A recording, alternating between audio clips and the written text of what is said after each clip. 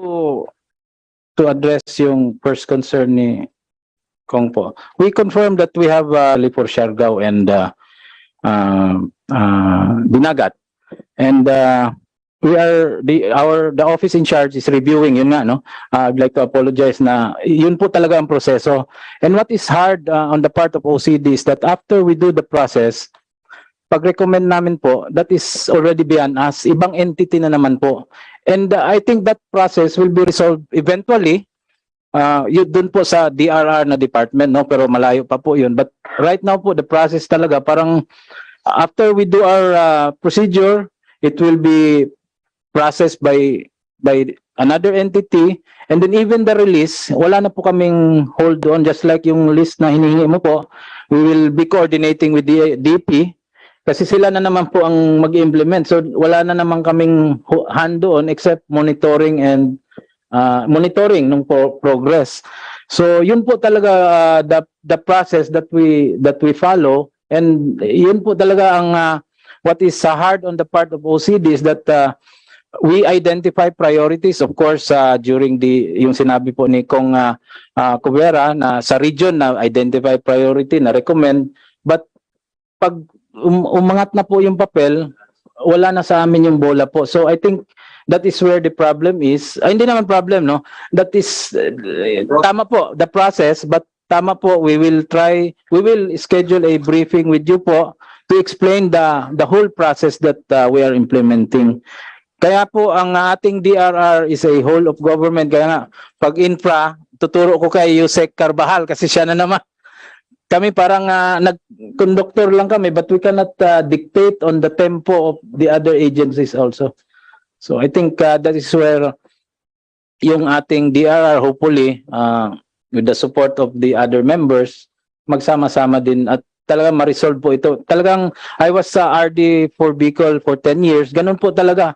We really have to fight doon sa prioritization, paglabas sa region, punta sa Manila. Yun po, pag napasa na po sa DP, sila na po ang, sa kanila na naman po yung, and then there are times, hindi naman sa pag-ano, nagkakaroon na naman ng reprioritization. So yun po talaga, we have to really solve those problems, of course, with the help of Congress. Kasi we are bound to follow yung meron po tayong procedures, and it ends, ang aming role ends when we already recommend it, no? And then mapupunta na doon sa implementing agencies. Mr. But we will get the list po. I think Yusek Carbajal nandiyan naman sa inyo po. Magandang hapon po. Yes, Mr. Yusek. Chair. Sir, yung pong nabanggit po na 409 million, yun po yung ang ginamit po namin dyan, yung quick response fund. Kasi po meron kaming naka-alat na every year, meron kaming initial fund na 2 billion. So dyan po namin kinukuha yung immediate na ginagastos sa mga disasters. So ito pong na-release na... Excuse me, Secretary. Yusek ba? Asek. Yusek po, sir. Yusek. Baka pwede po i-submit natin sa committee ito yung mga list ng nagawa po ninyo for this year. And Yes. maybe 2021 also, please include it. Yes, sir. We will submit, sir. Hindi lang po namin nadala ngayon. Pero meron po kaming listahan ito. All right. Okay, please do so. Mr. Chair, may respond sa Yes, OCD. Kong Bingo. Mr. Chair, I understand that OCD is they have a disaster fund.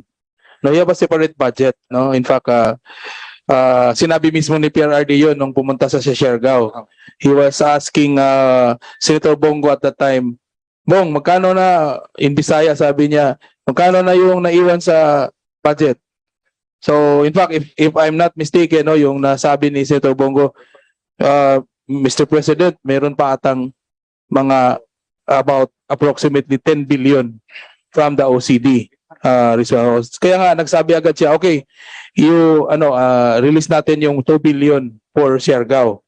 Yun lang mismo agad on that particular time na that was the second visit ni Presidente doon sa Siargao after Odette. So 2 billion yung na-mention niyang amount, no? Kasi nakita niya talaga lahat ng tao nasa roadside na kasi wala nang mga bahay. So that's why I'm very na when si Asek Bernardo said that conductor lang sila, I think they have control of the funds, no?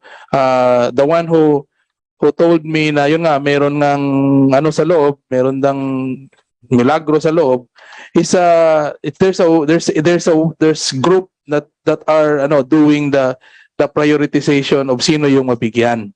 No, not in accordance kung sino yung na-affected sa disaster. No, so the QRF of DPWH, I think it's a separate fund. It's a separate fund from the OCD, because yun nga yung sabi ko a while ago na yung sa housing ko, I just got it 2 days ago from Secretary Bunuan because of the help of Speaker Martin.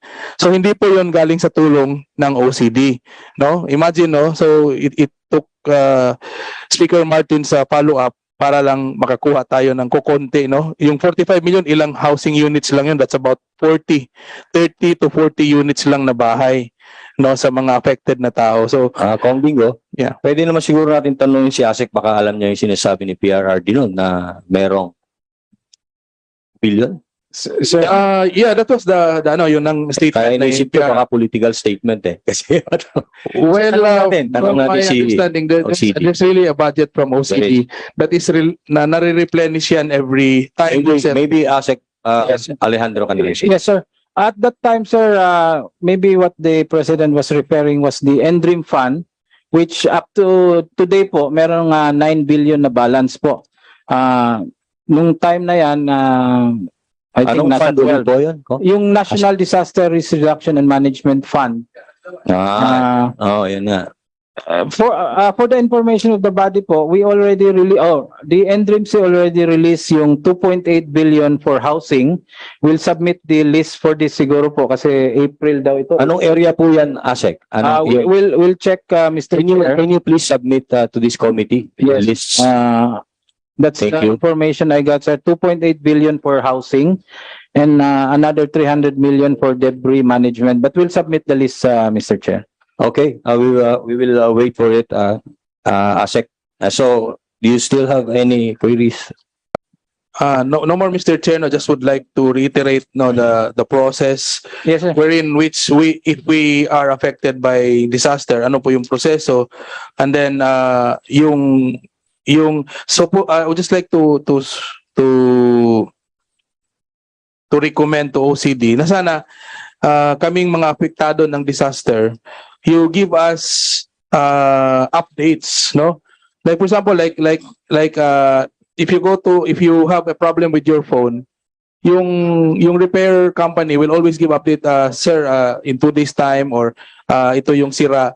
Because until now, wala kaming update doon sa nasubmit namin ng mga damage report. So, hindi namin alam saan na yung paper. That's why I was surprised na, again, just this morning, I was requested to submit again a damage report. So, sabi ko, ilan na ba yun? Ilang reams na yun nang nasubmit namin na damage report? So, Kong Bingo, please wind up. yeah, okay. Thank you very much, Mr. Chair. Yun lang po, yung ma-update tayo ng ng Okay. OCD. Yes, sir. We'll Asek. submit the list of the 2.8 billion and the 300 plus the DPWH. And then Thank we'll you so much. schedule we'll have a call kay Kong po to explain the entire process po. Based sa schedule na lang din po. All right. Thank you. Okay. Before we proceed, I would like to acknowledge the presence of Congressman Jordan Jesus Romualdo of Camiguin. And good afternoon, sir.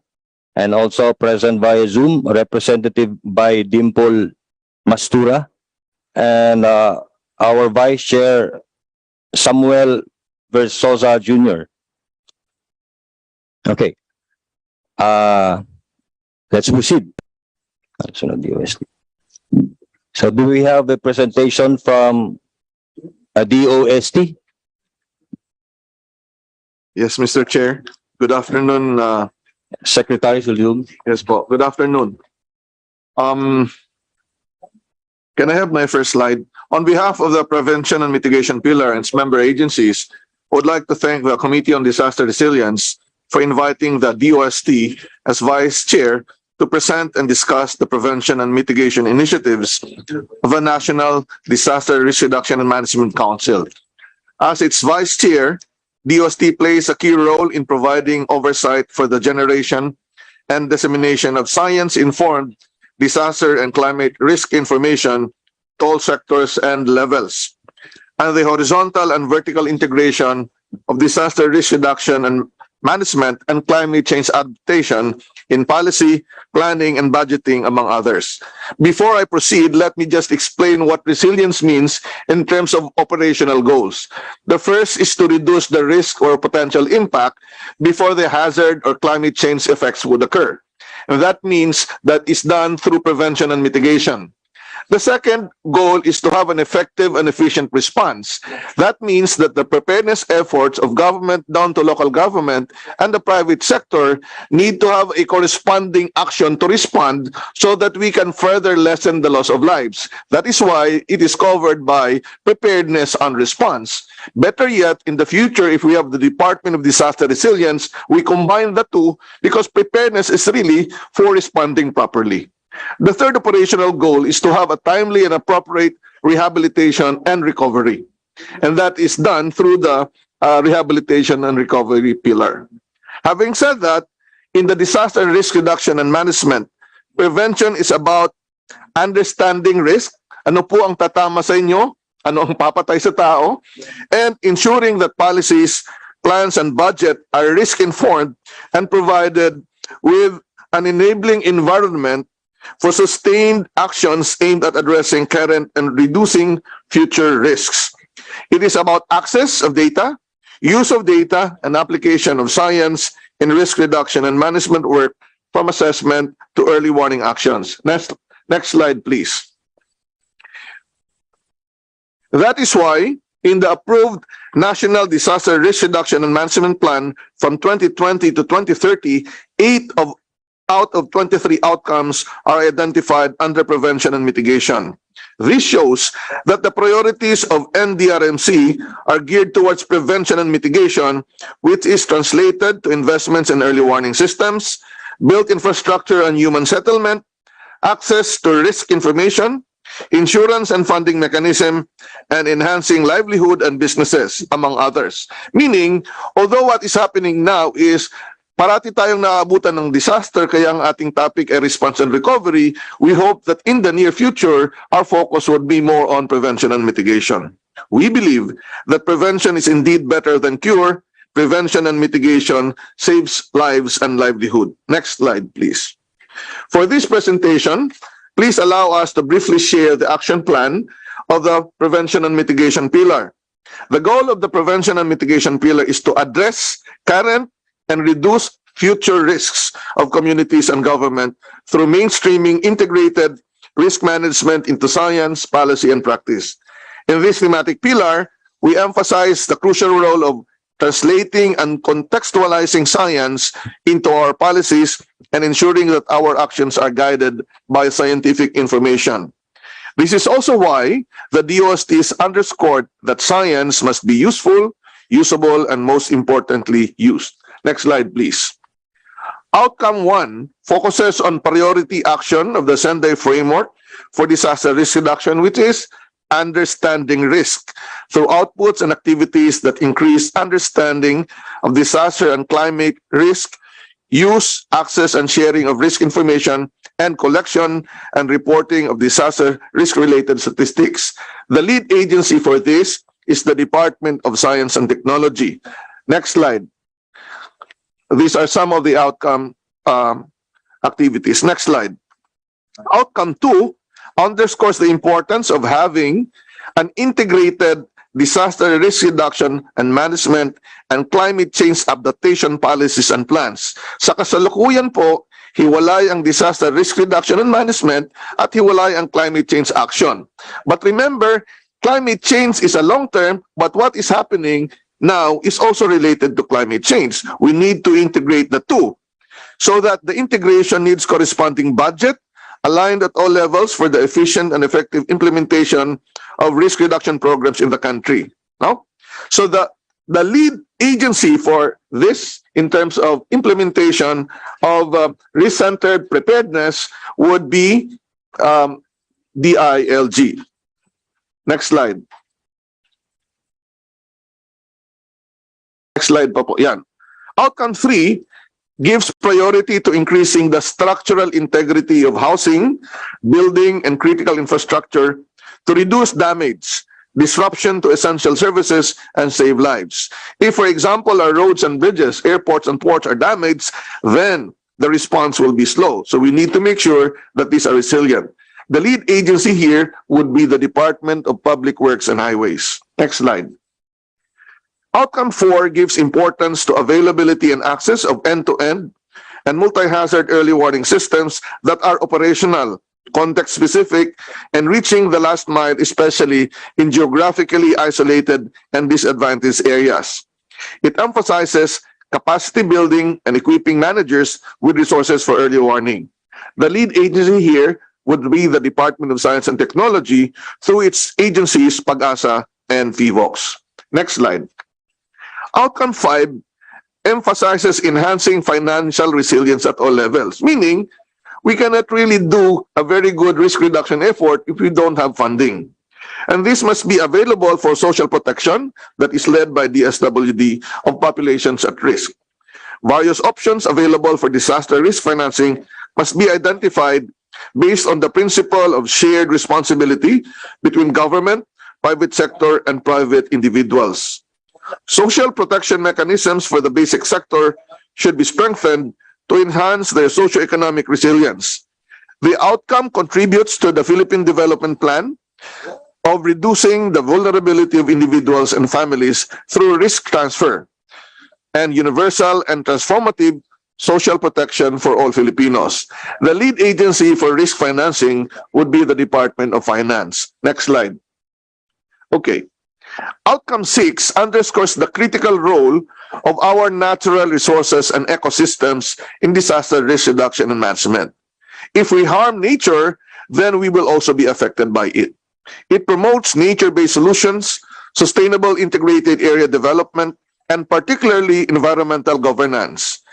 The lead agency here would be the Department of Environment and Natural Resources. Next slide.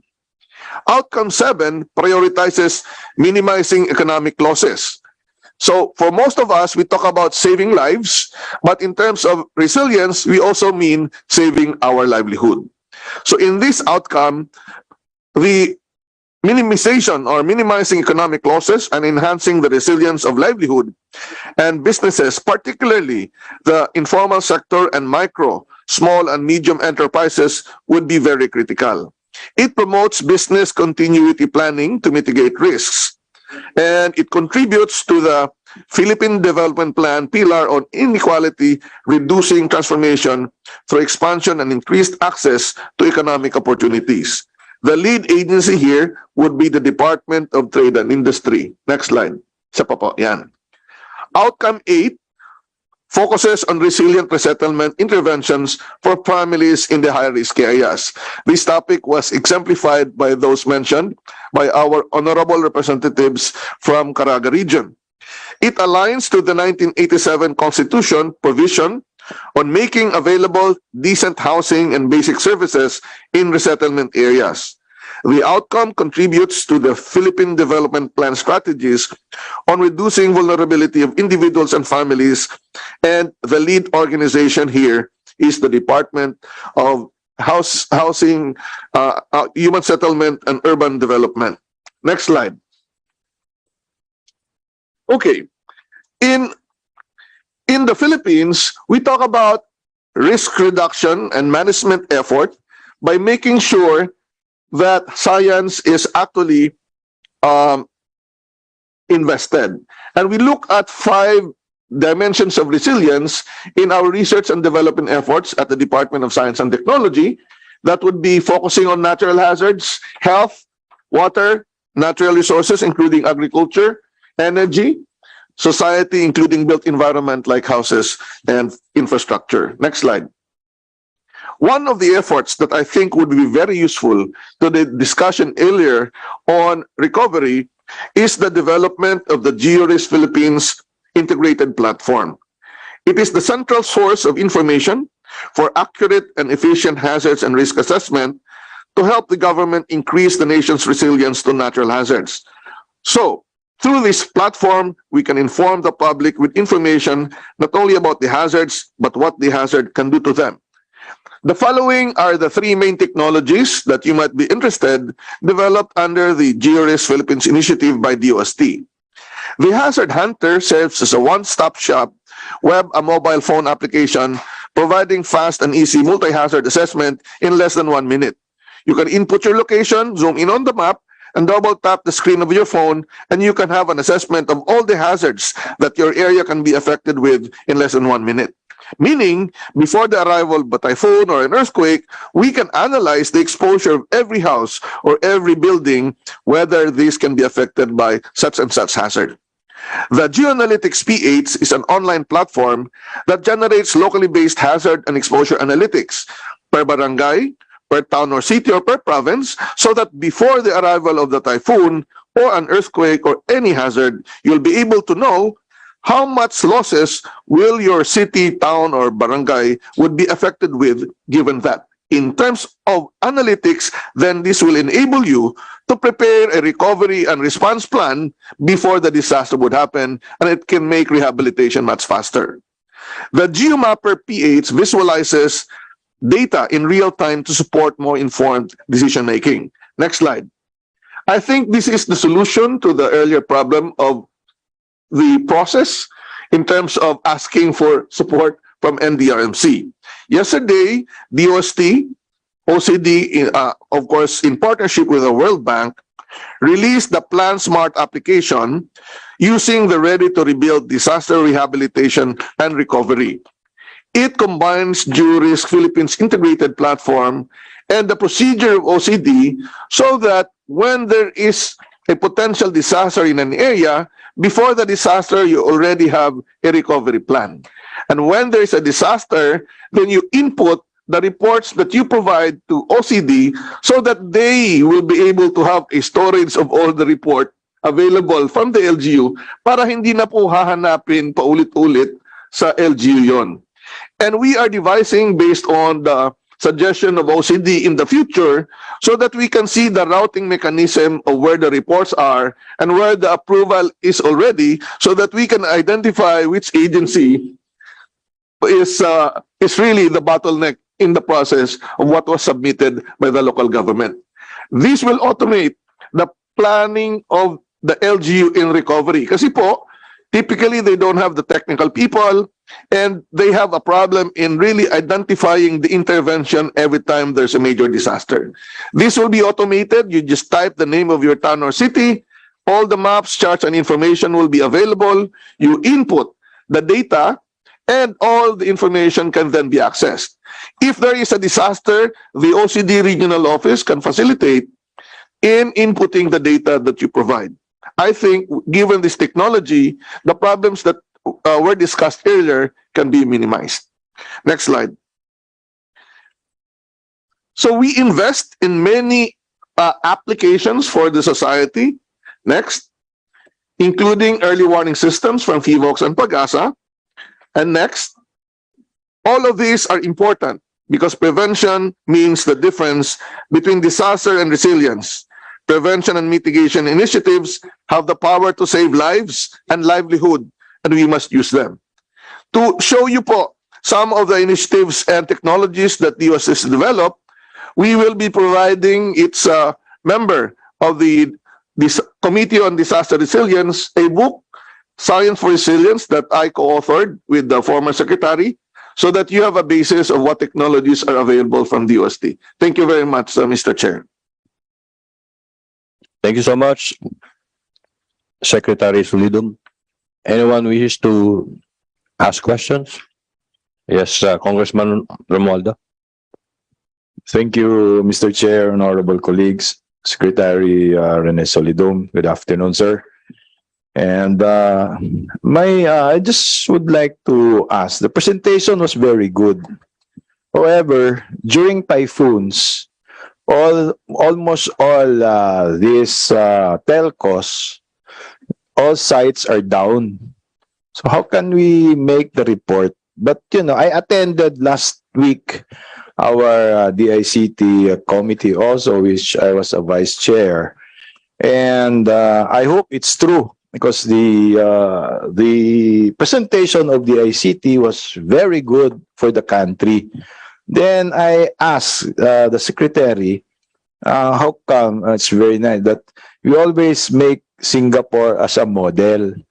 And only did I found out, and even our chair, Congressman Toby Tiangco, was asking how come that it was Singapore was always our model.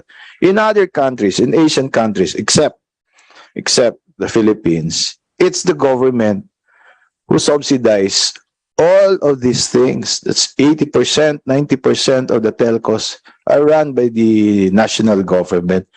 So you can just imagine the development. Because my experience there, Mr. Chair, honorable members, of course the Secretary, in 2001, we had a severe typhoon at the time. And Camiguin was really damaged, And all the systems were down except our radios to other towns. And me and my late father was the only person that has a satellite phone at the time. So I was able to contact. If I did not have any satellite phone at the time, wala talaga. Hindi makarating yung aid from the national according to your presentation that went to Camiguin after. But it took us 2 weeks for all of these departments coming to Camiguin. Samahang weather, ganon. But the important thing there is we always communicate. All the agencies were there already at Balingwan, and even the Air Force is ready, but they cannot land, And the capability at the time of AFP is not the same as today. It's modernization and modernized and everything. But as I said, most problems, if we had typhoons, is making these communications and making the reports. And for example, the DILG and other agencies, once agriculture, always, almost every day, they want a report. Mr. Chairman, Your Honor, Secretary, that's a problem there. And wala di matapon kasi walang signal. Yun. But in our DICT meeting, they answered me that by October next year, there will be the satellite internet through, we already had the agreement according to the Secretary of the ICT with this company of Elon Musk. So I told them, ano na ba yan? Proven na ba? Sabi nila, proven na daw. Kasi in Camiguin, it's an island, same as Dinagat, and Siargao. Pag may bagyo ho, we are on our own, especially sunog, kasi kabilang Kaya sabi ko, dapat kami priority ang mga isla. Especially, I'm so thankful the Secretary Rene Solidum told me that our volcano is going to be dormant. It's very good for me, especially on tourism. And the bad thing there, mawawala lang daw yung hot springs ko. So gumawa ako ng paraan sa hot springs ko, nilagyan ko na ng solar para mainit pa rin ang tubig. Yan ang gimmick doon But I said, during when I was governor 3 terms, the same with Governor Dale, and mayor, then governor, then back as congressman. Because it's the last term of my son, the congressman. And pag yung I was governor, Smart went there. Sabi ng Smart, Gob, lagayan namin kayo. Smart kami. Hindi rin. Hindi pala Smart. Pasok yung Globe. Sabi ng Globe, oh, kami na lang Gob. Pasok din kami. Oh, pasok, sige. Why? Bakit hindi? Globe kami. Hindi man lang pala Globe. Then all of a sudden, Tito came. Pupunta. Wala naman sila dito. So all of these things. That's why I really want to talk with our appropriations, especially I'm on the commission appointments. I want to talk with the DBM secretary to look into this. Because disaster prone ang country, especially island provinces. Hanggang ngayon, di pa nila nakarecover eh. Dumaan lang yung Odette, hindi pa natapos yung ibang bahay. Buti na lang bahay sa amin, but I can just imagine the other island provinces. Mr. Chair, Your Honor, Secretary, di ba? Secretary, Yeah. Lido, you want to answer? Please, thank you. Thank you very much. That is really true. That is why our advocacy, especially at DOST, is before the disaster would occur, you already have a disaster recovery plan. Bakit po? We can actually simulate the impact of your disaster so that, tama po kayo, pagdating po ng disaster, walang signal. But because you have already a pre-disaster recovery plan out of the Plan Smart, then you can have some idea of how much you need. Ako po, I think that you don't need to be very exact in your reporting once a disaster would happen. Maabot nyo lang yung threshold, dapat may state of calamity na. Maabot nyo lang, sasabihin nyo lang, oh, itong mga bayan, barangay, the simulation is similar to what really happened, then that can already be a basis of the national government in responding to it. Because that can be easily done. Second, masyado po tayong reliant sa cellphone, we also need to have the backup single sideband radio which is more reliable. So if that is the case, ang mangyayari po, pag kunyari walang internet, dahil naka-simulate na po yan, ang gagawin lang po dapat sa OCD, tatawag lang kayo o mag-ano kayo ng radio, itong mga ganito ang na-damage, dahil may simulation na po, sila na po ang parang call centers, sila na po ang mag-i-input doon para hindi na po matagalan yung response ng government. That is my suggestion, Mr. Chair. Okay. Congressman Romualdo, Follow-up question, Your Honor, Mr. Chair. please go ahead. Ang problema po doon, we have been doing that sa lahat ng bagyo, even Yolanda, yung sa Tacloban, and before na dumaan din sa Camiguin, we prepared that, no? But before that, Mr. Chairman, Your Honor, Mr. Secretary, nangyari doon, gawa kami agad ng report. Bigay sa OCD, minamadali pa sa OCD, magkano ba yung damage niyo dyan, Gop? I was congressman din. Magkano nga? Wala naman dumating. Yun ang problema doon. Kaya nagtatanong ako, ba't nawawala yung pera? We appropriate funds on the OCD. Hindi isang sentimo, sa tatay ko pa. Yung Typhoon Nanang, my father was the governor, I was the congressman din. Namatay na lang yung tatay ko, palit yung apo niya, wala pa rin dumating. OCD? OCD. Yun ang ano doon. Ulit-ulit na po ito nangyayari, yun ang sir. problema na bakit hindi naman lang kami humingi ng malaki. Kasi hanap talaga kami ng funds. In fact, at that time, GMA was the president. Kinausap ko siya, she was there. Ma'am, i-release mo lang yung PDAF at that time para ma-rehab ko lang yun. As I said, the damage. Pero wala talaga nangyari. Kaya sabi ko nga I think there should be what do you call this, yung isang committee without Mr. Chair na titingnan talaga. Kasi ito parang oversight. Yeah, oversight. Thank you, Mr. Chair. Oversight committee. Kasi wala talaga Yung I know you're doing good, Mr. Secretary. I'm happy nga you're DOST, no, upgrading all the equipments, lalo na sa mga typhoon, no, yung mga pronouncement mo, tamang-tama. You know, when you were, ikaw na dyan na sa, DOST plus before that, ikaw sa Philbox, tsaka yung mga typhoon dyan, tama yung prediction mo Para kang yung panahon ni Noah ba?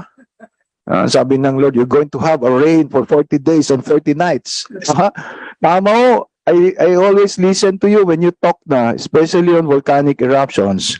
Do you know, ladies and gentlemen, Your Honor, Mr. Chair, only did I knew in my whole life, hindi ko na pag-aralan yun when Secretary Solidong went to Camiguin, sabi niya, don't worry, Gob, pag pumutok yung Mayon and others, wala palang ugat yan, hindi pala connected. Every volcano has their own magma. So doon ako natutuwa. Kaya I'm happy nag-COVID na, hindi na siya nakabalik. But he's there in the DOST upgrading the equipments. Yun lang po, Mr. Chair. Okay, Your Honor. Secretary Solido, you want to answer? Tama po kayo. Hindi na po masasagot ng science and technology yung concern nyo sa OCD. But, because of the Plan Smart application that we developed, I think that it will promote effective and efficient process across local to national. It will make process transparent and you can pinpoint where the backlog will happen. So yun po ang tulong ng DOST sa kanila because that is already the response pillar po, no? So we at DOST would like to develop applications that will make every effort of government more transparent because in anything that we do, both national government and legislators would account to the people that we serve. So yun lang po ang mapapromise ko. So the action and decision will now be done by the other government agencies. Thank you, Mr. Chair. I believe in the Secretary. Thank you, Your Honors. All right, any more wishes? Yes, Governor Dave. I support Mr. Chair yung sinasabi ni Secretary Solidum. But hindi lang siguro transparent, quick pa yung response. Yes, sir. Yes, Mr. Congressman. Ay, Talagang quick dapat na po Yes. yun kasi may apps na po dapat. yes. Kasi po, sa experience ko when I was governor, dahil nga yung mga signal mawala, but we were required to submit a report dahil may ayuda na iparating si Presidente Duterte. So nag-submit kami ng report, initial report. Halimbawa, nag-submit kami ng 100. In the long run pala, 100,000. So ang naipadalang ayuda, good for 1,000 lang. So nagka-problema na naman ang local government. Kaya maganda yan, Secretary, and I congratulate you for that. Thank you very much. Thank Mr. you. Chair. Yes, Congressman Bingo. I just would like to ask Mr. Secretary doon sa apps, no, sa Smart. Is it already launched and uploaded or workable na siya? Okay. There are several apps po, Mr. Congressman. Yung Hazard Hunter, we launched it in 2019. You can download it in your iPhone or Android phone. That's free. Everyone can use it. The Geoanalytics PH app is a web app. It's also free. Uploaded na po yan. The GeoMapper is a tool that is given per credential. Ito po yung role ng legislator and local government official. To really have granularity down to the sitio, bawat bahay, the local government must contribute the statistics of every house or every building, and we have to map it out so that before a typhoon would arrive, we can simulate the possible impact. So yun po, available na po yun, but that is the challenge, and we are working with the DILG here so that the local government can populate the statistics Yes. so that we can have a better scenario planning for you. Available na po yun. Now, yung Plan Smart, nilaunch po namin kahapon yon. We will conduct training of trainers and training for all the local governments to be led by OCD, DOST will assist. But of course, kung gusto nyong advanced for specific areas, then that can be arranged because it will really facilitate. I believe that it will facilitate and solve maybe not all, but many of the issues that you have earlier discussed po. Yes po, Mr. Secretary, no, because yun nga, Siargao, we experienced long before pa, we experienced about a minimum of 10 typhoons a year, no? Sometimes at the average of signal number 3, number 2, number 3. So yun po yung apps na sinasabi mo na maka-mitigate siya. Maganda po yun. So I was asking if kailan natin ma-roll out. Hopefully you can prioritize yung mga island provinces, no, na disaster prone. No, talagang alam naman natin yung dinadaanan ng bagyo every year. Hindi naman yan hindi naman natin i-guess yan that's normal na meron na yung data. So sana po doon po siya mauna para we can populate the data. Thank you po, Mr. Yes, Secretary. Thank you, yes, Mr. Chair. Thank you. Okay, Thank you po. Congressman Romualdo. Yes, Mr. Chair, 1 minute. Mr. Secretary, Mr. Chairman, Your Honor. Can you submit to us all those apps? Sa totoo lang po, mahina ako sa ganyan eh. Yung anak ko nang gumagawa doon, can you submit to the committee? Tutor ko kayo, sir. Punta ako pag Lanzones. Opo. You're always welcome. But can you please submit to the committee so that we can do that? And sa akin lang, yung anak ko talagang gumagawa sa akin. I don't really know those apps yun. Ganun. Thank you, Mr. Chairman, Your Honor. Mr. Secretary, thank you very Congressman much. Romualdo. Let's now proceed to the next presenter. Do we have any presenter from the Department of Interior and Local Government? Yes, Mr. Chair. Yusek Iringan, please. Yes, Mr. Chair, Your Honor. I The honorable recognize- members of the House Committee on Disaster Resiliency and my colleagues in government, good afternoon, everyone. At the outset, we'd like to thank the House Committee on Disaster Resiliency for inviting the Disaster Preparedness Pillar to be with you this afternoon. A while ago, Secretary Solidum and Assistant Secretary Alejandro already discussed in passing the responsibilities of our pillar. Nevertheless, allow me to give you more details of what we do. Of course, in behalf of Secretary Benjamin C. Abalos Jr., who is the NDRMC Vice Chair for Disaster Preparedness. Go ahead, Yusek. Next slide, please. Pursuant to Republic Act 10121, the Secretary of the Interior and Local Government is the Vice Chairperson for Disaster Preparedness of the National Disaster Risk Reduction Management Council. In order to carry out that mandate, the DILG, together with the other member agencies, oversee the implementation and development of a National Disaster Risk Preparedness Program based on the National Disaster Risk Reduction Plan, as envisioned in the Republic Act 10121.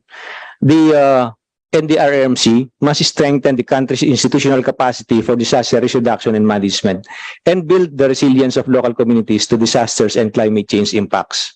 For the information of everyone, the DILG is also a member of the Cabinet Cluster on Climate Change Adaptation, Mitigation, and Disaster Risk Reduction. As mentioned a while ago by the Assistant Secretary Alejandro, our pillar cuts across two key result areas, and these key result areas are disaster risk reduction and preparedness and response. In order to ensure interoperability and seamless integration between and among the four pillars of NDRMC.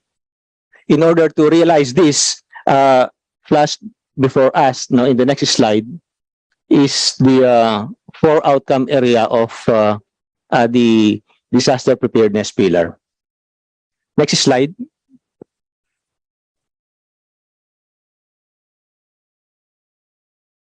The National Disaster Preparedness Plan 2015 to 2028 serves as a convergence point for the various programs, projects, and activities that are being performed by various national government agency partners, as well as the local government units, with the DILG as lead agency and coordinator.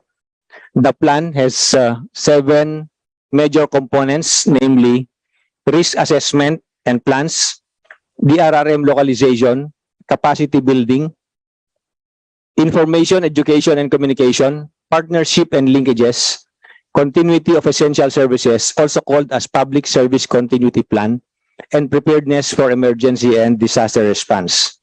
The National Disaster Preparedness Plan is about to undergo a major review and updating in order to meet the demands of the National Disaster Risk Reduction and Management Plan for 2020 to 2030. The next slide shows the coverage of the interventions of our pillar.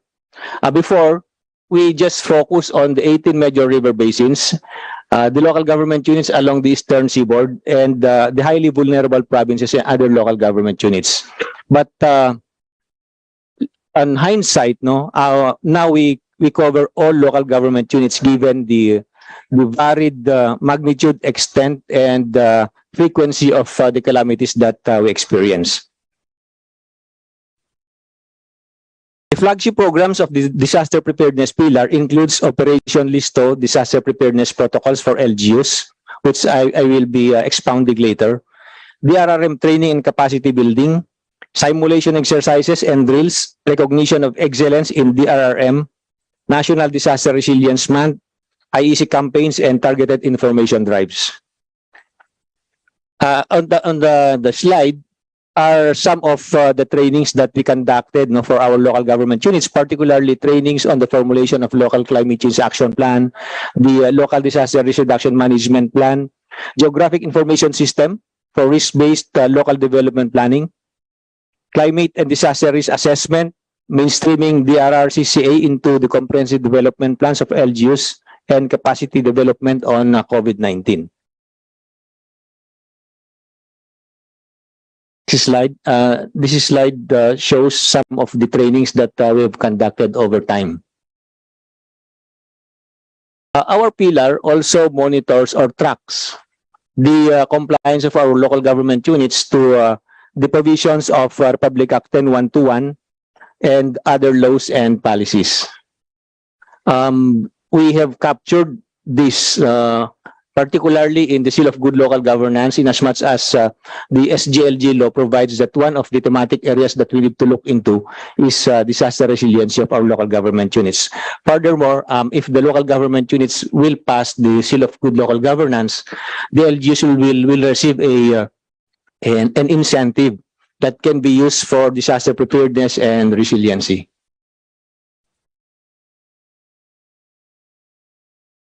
Next slide, please. Next slide. Okay, our pillar, particularly the DILG, also provides technical assistance to local government units in order for them to enhance their capacity in the development, management, and operation of local infrastructure projects, particularly on disaster risk reduction. And over time, we have covered all local government units to make sure that the technical personnel, particularly of their municipal engineer's office, are also updated on the latest techniques and technology and tools on project preparation and implementation. As provided in General Appropriations Act of 2021 and 2022, Mr. Chair, the DILG is tasked to monitor the implementation of projects funded from the Local Government Support Fund.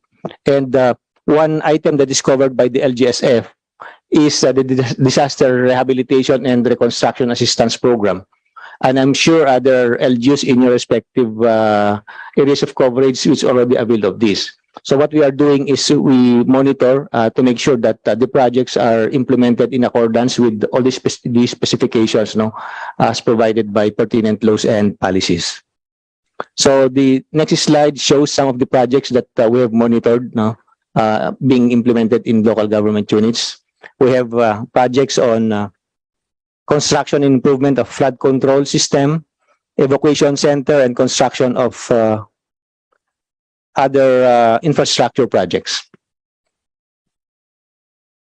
Mr. Chair, I would like to inform the members of the committee that one of the major program of the disaster preparedness pillar is the Operation Listo.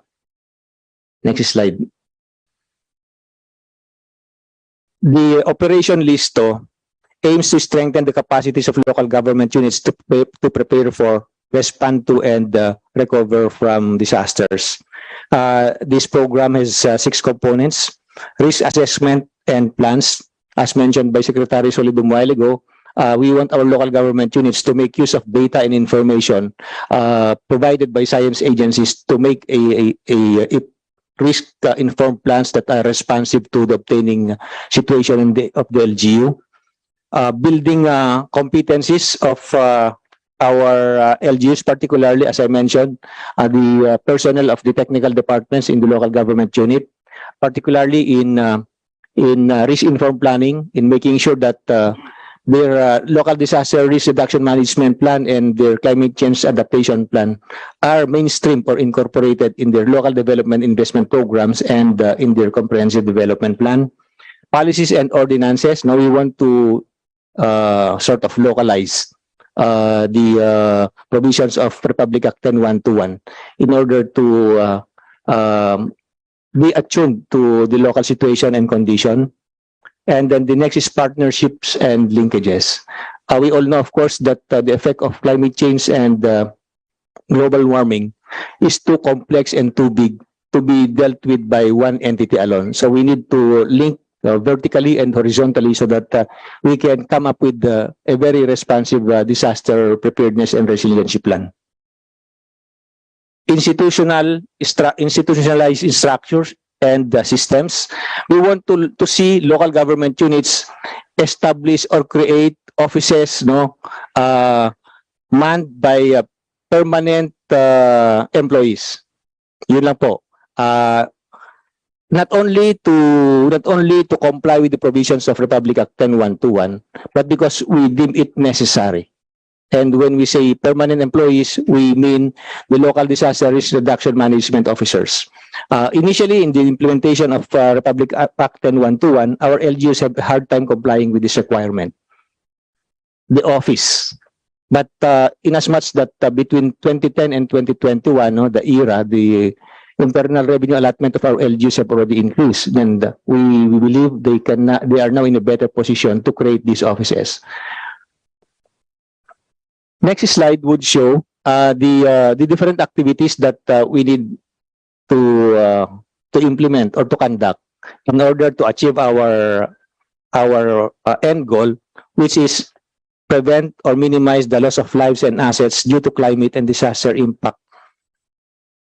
And as I mentioned already a while ago, Mr. Chair, and the members of the committee, all these activities were already conducted, and we are continuously enhancing and revisiting our terms of reference so that they will be more effective and efficiently conducted.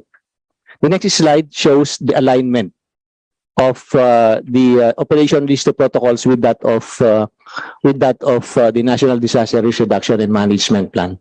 So as I mentioned, we need to link with the different national government agencies and other stakeholders vertically and horizontally so that we can better respond to future calamities and disasters. The operation list 2 is composed of several modules. We have the Listong Pamahalang Lokal, which institutionalizes LGU protocols for early preparedness and critical measures. Just to give an example, Mr. Chair, if a typhoon or a storm enters the Philippine area of responsibility, the local chief executive and the members of the local disaster risk reduction management council will just have to look into the manual in order to determine the steps that they have to undertake in order to prepare properly for the disasters and calamities. Like, for example, recall of leave application by personnel. Kasi kung halimbawa, nagkataon na yung local disaster risk reduction management officer naka-leave, e padating bagyo, automatic dapat nire-recall ng local chief executive. Prepositioning of assets and relief goods, prepositioning of equipment, reactivation or activation of the emergency operations center of the local government unit, and mobilization of the search and rescue team. So those are some of the items that the local government units will have to do in order to properly prepare for. Excuse me, sir. Nabigyan na po ba ang LGUs niyang handbook na po yan? Parang kodigo po nila yan, ng LGUs. You are very, very correct, Mr. Chair. We distributed these manuals starting way back in 2017. Oh, okay. Lahat po ng Alright. local government units. I am only talking about Listong Pamahalang Lokal. We also have the Listong Pamayanan, which is a capacity development interventions for our communities and our barangays. We also have the Listong Pamilyang Pilipino, which focuses on the household level. Primarily, we targeted the most vulnerable households, and these are the families that are covered by the 4Ps. So those are the initial targets that we have, but we plan to expand it to cover all households in the different communities. We also have the different list of manuals, which are customized for different type of calamities. Next slide.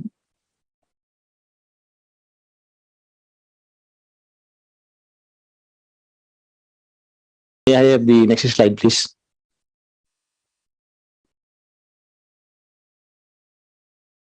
And Mr. Chair, we have manuals for volcanic eruptions, manuals for tsunamis, manuals for typhoons and storms. Wala yung slide where the manuals are included. Nevertheless, Mr. Chair, yeah, that's the slide that I'm referring to. Volcanic eruptions, so meron din yan. Yung volcanic eruptions are customized to the areas where they are located. We have one for Mayon, one for Taal, one for, I think, Mount Bulusan.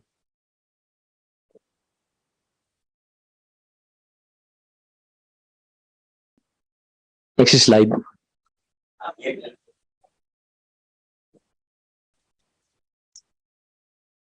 So, Mr. Chair, in the central office, in the DILG central office, we also have the DILG Central Office Disaster Information Coordinating Center. We call this CODIX. No, this center coordinates the interventions of the DILG within the DILG with that of the local government units.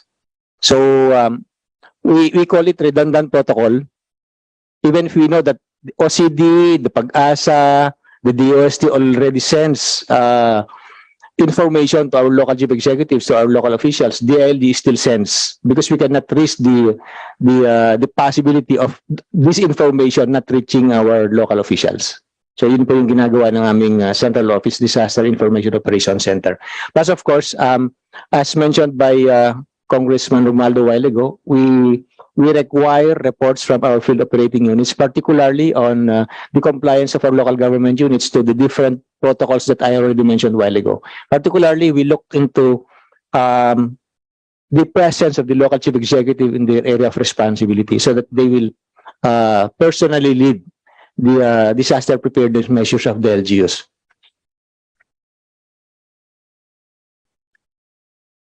Next slide, please. Mr. Chair, the DILG is a vast agency. We are composed of the local government sector and the interior sector, not to mention our attached agencies. Our attached agencies are the National Commission on Muslim Filipinos, the National Commission on Women, and the National Youth Commission. The interior sector is composed of the Philippine National Police, the Bureau of Jail Management and Penology, the Bureau of Fire Protection, no? To name a few.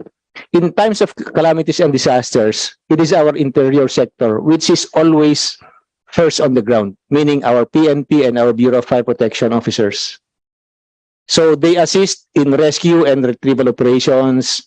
They assist LGUs in the mandatory evacuation of affected individuals and households. They assist in the management of the dead and the missing.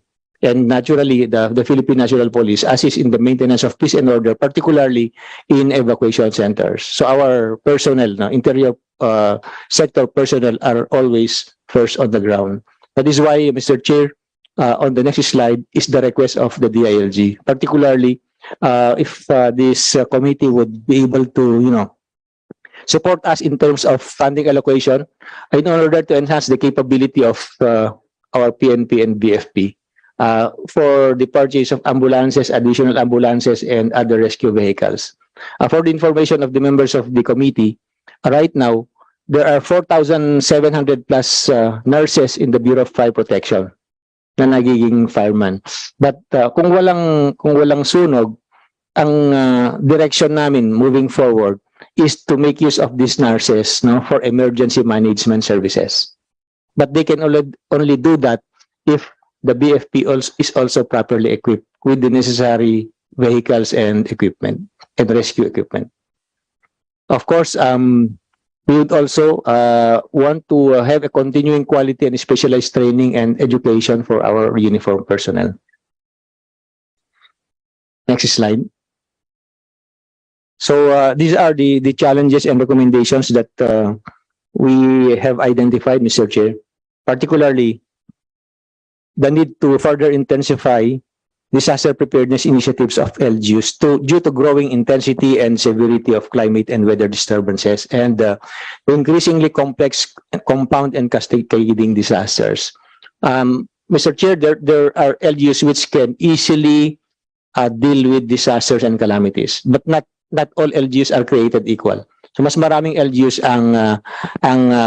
may challenge in terms of resources that they can use for disaster preparedness and rehabilitation. The second is the need for institutionalization of a permanent dedicated office that will handle all disaster-related and emergency operations of the department. Right now, the DILG in performing its mandate under the law is using 4 different bureaus or services to perform its responsibility.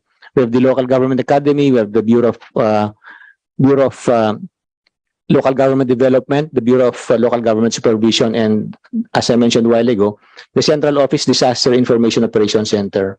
What we are proposing is, and this is contained in our National Government Agency Devolution Transition Plan, which was already submitted to the DBM, is to create a single unit that will perform all these responsibilities, no? Para hindi na po kalat-kalat yung kung saan nakaset yung mga programs namin. And then we recommend that we revisit some provisions of the Republic Act 10121 and other disaster-related laws and policies to ensure effectiveness and consistency with existing standards, such as the NDRRMC Memo Order Number 60, Series of 2019, that provides the criteria for an area to be declared under the state of calamity. And as I mentioned already a while ago, Mr. Chair, while we are the Vice Chair for Disaster Preparedness, we do not have an allocation solely dedicated for this purpose. What we do in the DILG is we use our maintenance and operating expenses funds for the different programs that we implement. And as the other agencies are actually very lucky because they have a quick response fund. But we do not have any quick response fund. No? As I mentioned kanina, we rely on our regular funds. But when we use our regular funds, other programs of the department will also suffer because hindi na kompleto yung funding requirement nila. And then, of course, the thing that I mentioned a while ago, Mr. Chair, the provision of adequate resources to enhance the capacities of the Philippine National Police, the Bureau of Fire Protection, in disaster-related activities and programs. I think this is my last slide, Mr. Chair. Thank you very much and good afternoon. Thank you so much, Yusek Iringan. Anybody who wishes to? Yes, Mr. Chairman. Yes, go. Thank you, Mr. Chairman. I was a mayor before I became a governor.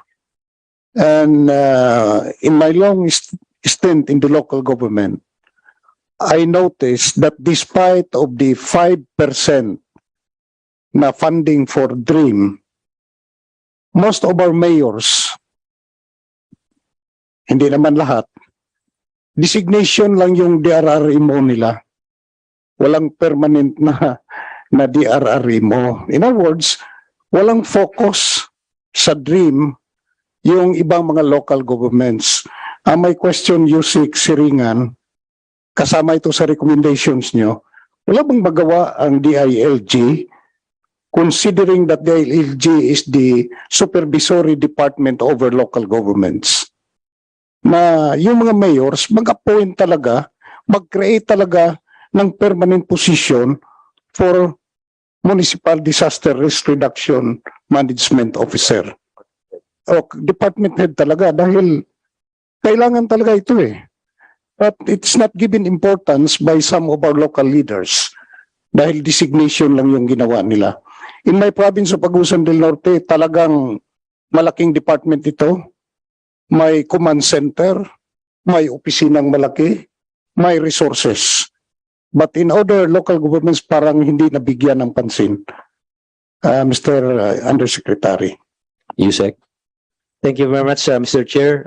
That is a very valid observation, Mr. Chair. As I mentioned, Republic Act 10121 was, I think, enacted in 2010. And as provided by the law, local government units should have a municipal or local disaster risk reduction management office. Back then, the concern of our LGUs is that if they will hire a complete complement for this particular office, they will go above the salary cap limitation as provided in the local government code. But that was 2010. I mentioned a while ago, Mr. Chair, that over the years, the internal revenue allotment of LGUs have already increased. And right now, there is no more reason why LGUs should not be able to, create the office and hire the personnel, competent personnel to man the office. We look at the data, Mr. Chair. Ewan ko lang, the Honorable Congressman, kung kailan kayo naging congressman or naging governor. This is my first term as congressman. Right now, we have a very, very good batting average. At the start, talagang walang LGU na nag-create ng office at nag-hire ng full-time MDRRMO. But our records would show that almost 80% of our LGUs have already created the office and hired the personnel.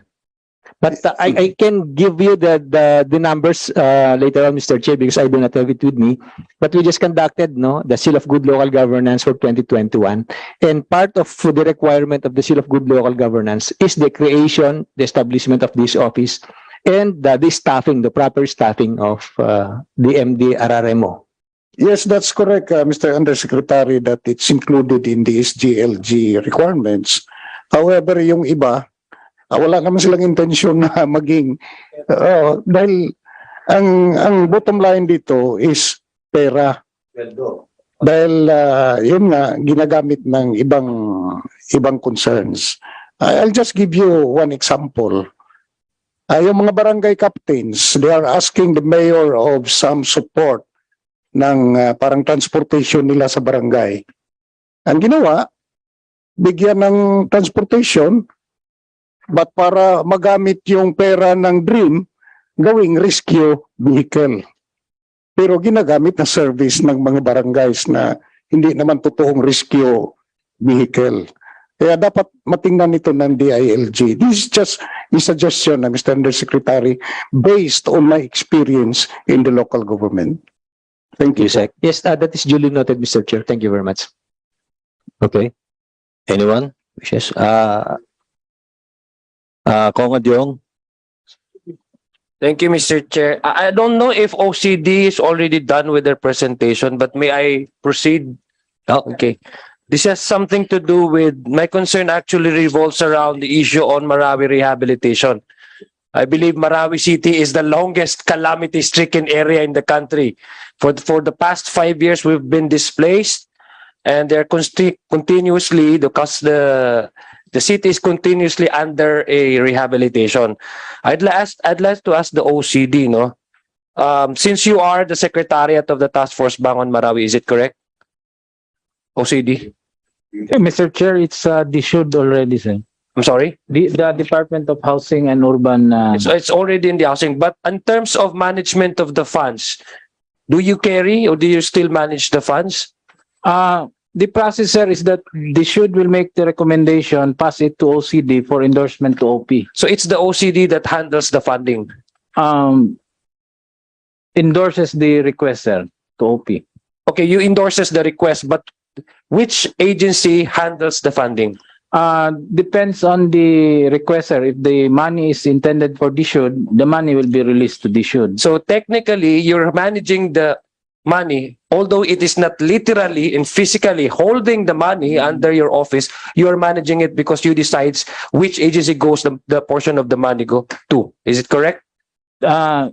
Yes, sir, but that is based on the recommendation of DSWD. Is it correct that you manage because you decide which agency goes the money to?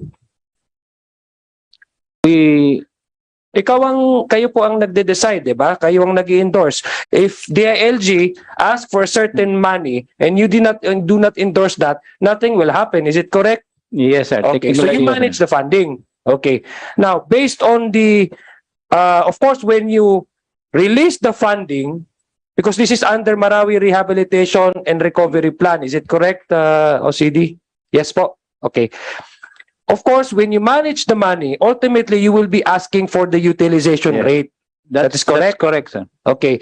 The utilization rate will give you an idea how much is accomplished and how much is to be accomplished pa in the coming years.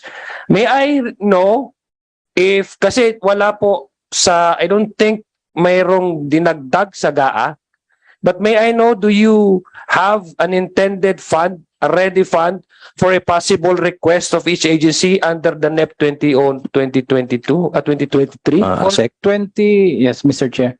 For 2023, there is an allocation of 1 billion for Marawi compensation. But that is separate from the MRRP. I want to, Mr. Chair, to make this committee understand. This is why I'm asking. The compensation is completely different from the rehabilitation. Yes, sir. Of course. Okay?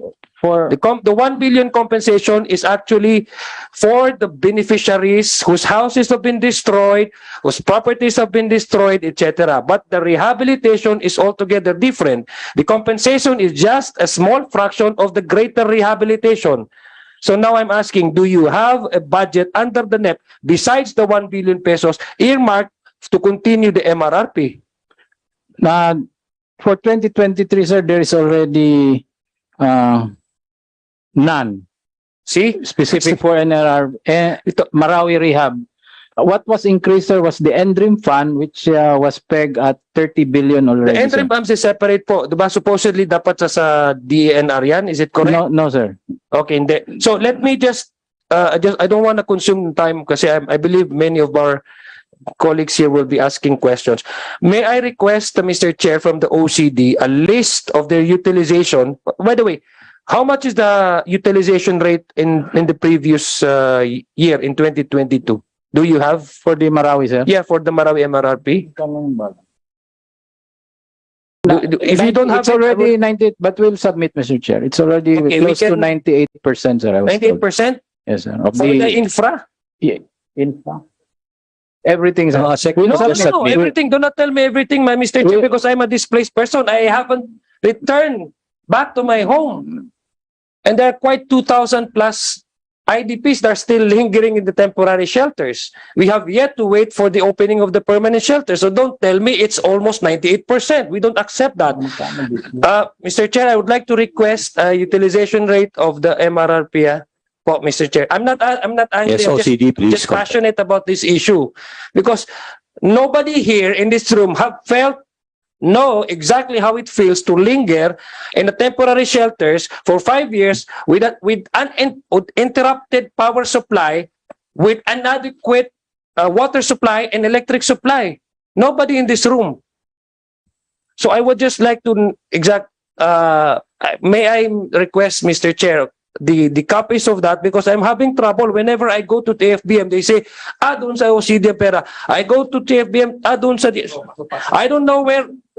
I do not know where to start, Mr. Chairman. Yes, OCD, please submit to this. Yes, sir. We will submit. Please, thank you very much. Now, do we have a NEDA guest here, Mr. Chair? Do you have NEDA?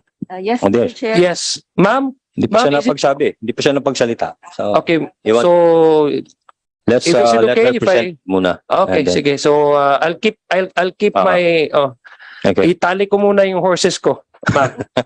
So, thank Yeah, you very much, Just Mr. reserve it Chair. to the next questions. Any more? Right now, let's proceed to the next speaker. The DSWD OIC Ray Martiha. You Thank recognize? you, Mr. Chair. Magandang hapon po sa members ng committee and to my colleagues from the government. So we'll be presenting about the disaster risk reduction and management programs of the DSWD. So 4 po na component pag-uusapan. Nasaan po ang DSWD when it comes to the Philippine Disaster Risk Reduction Management System?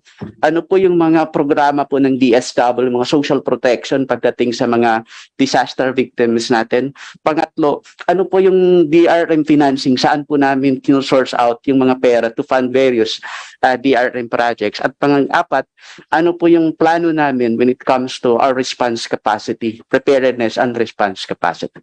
So hindi na namin pag-usapan, sir, yung first 5 slides kasi in-emphasize na i-present na kanina ni Asek Alejandro tungkol sa Philippine Disaster Risk Reduction and Management System. So i-emphasize lang po na ang DSWD po ang Vice Chair for Response ng NDRMC. Mayroon po kaming 3 hinahawakan, very critical, yung food and non-food, IDP protection, and camp coordination and camp management. Next slide. Next slide. So next slide. Next slide, ma'am. Next slide. Slide. Next slide. Okay. So nandito na po tayo sa DRM programs ng DSWD. So isasahin po natin, una, mayroon pa kaming tinatawag na capacity building. Ito yung capacity building namin, may mga learning development interventions na ito binibigay sa ating mga personnel, ating mga partners ng Disaster Risk Reduction Management Council at all levels, at kasama na po yung mga local government units at saka international and UN agency. So anong klase pong mga trainings ang pinagagawa natin or binibigay natin? Kasama po dito about camp coordination and camp management, about IDP protection, disaster data and information management. Next slide. Okay, next slide. Okay, so sunod po dito, ito po yung preparedness namin for response. Ito yung prepositioning of relief resources and standby fund. So ito yung tinitingnan natin na nagpre-preposition tayo ng sufficient family food packs at mga non-food items katulad ng family kit, hygiene kit, sleeping kit. So kasama pa rin sa mga non-food items na proposition natin po sa mga regional warehouses. So ito yung focus po ang expansion namin ng preparedness for response. Nagkakaroon muna po kami ng memorandum of agreement with the local government para mapabilis po ang pag-responde natin when it comes to disaster po. So ano po yung mga preposition goods po natin? Ano yung minimum po? Nasa 30,000 na family food packs. Non-food items na 20,000 na mga kittings po, at saka yung may standby funds po tayo na 5 million per region to cover kung kailangan i-replenish po yung kanilang mga preposition resources. Next slide.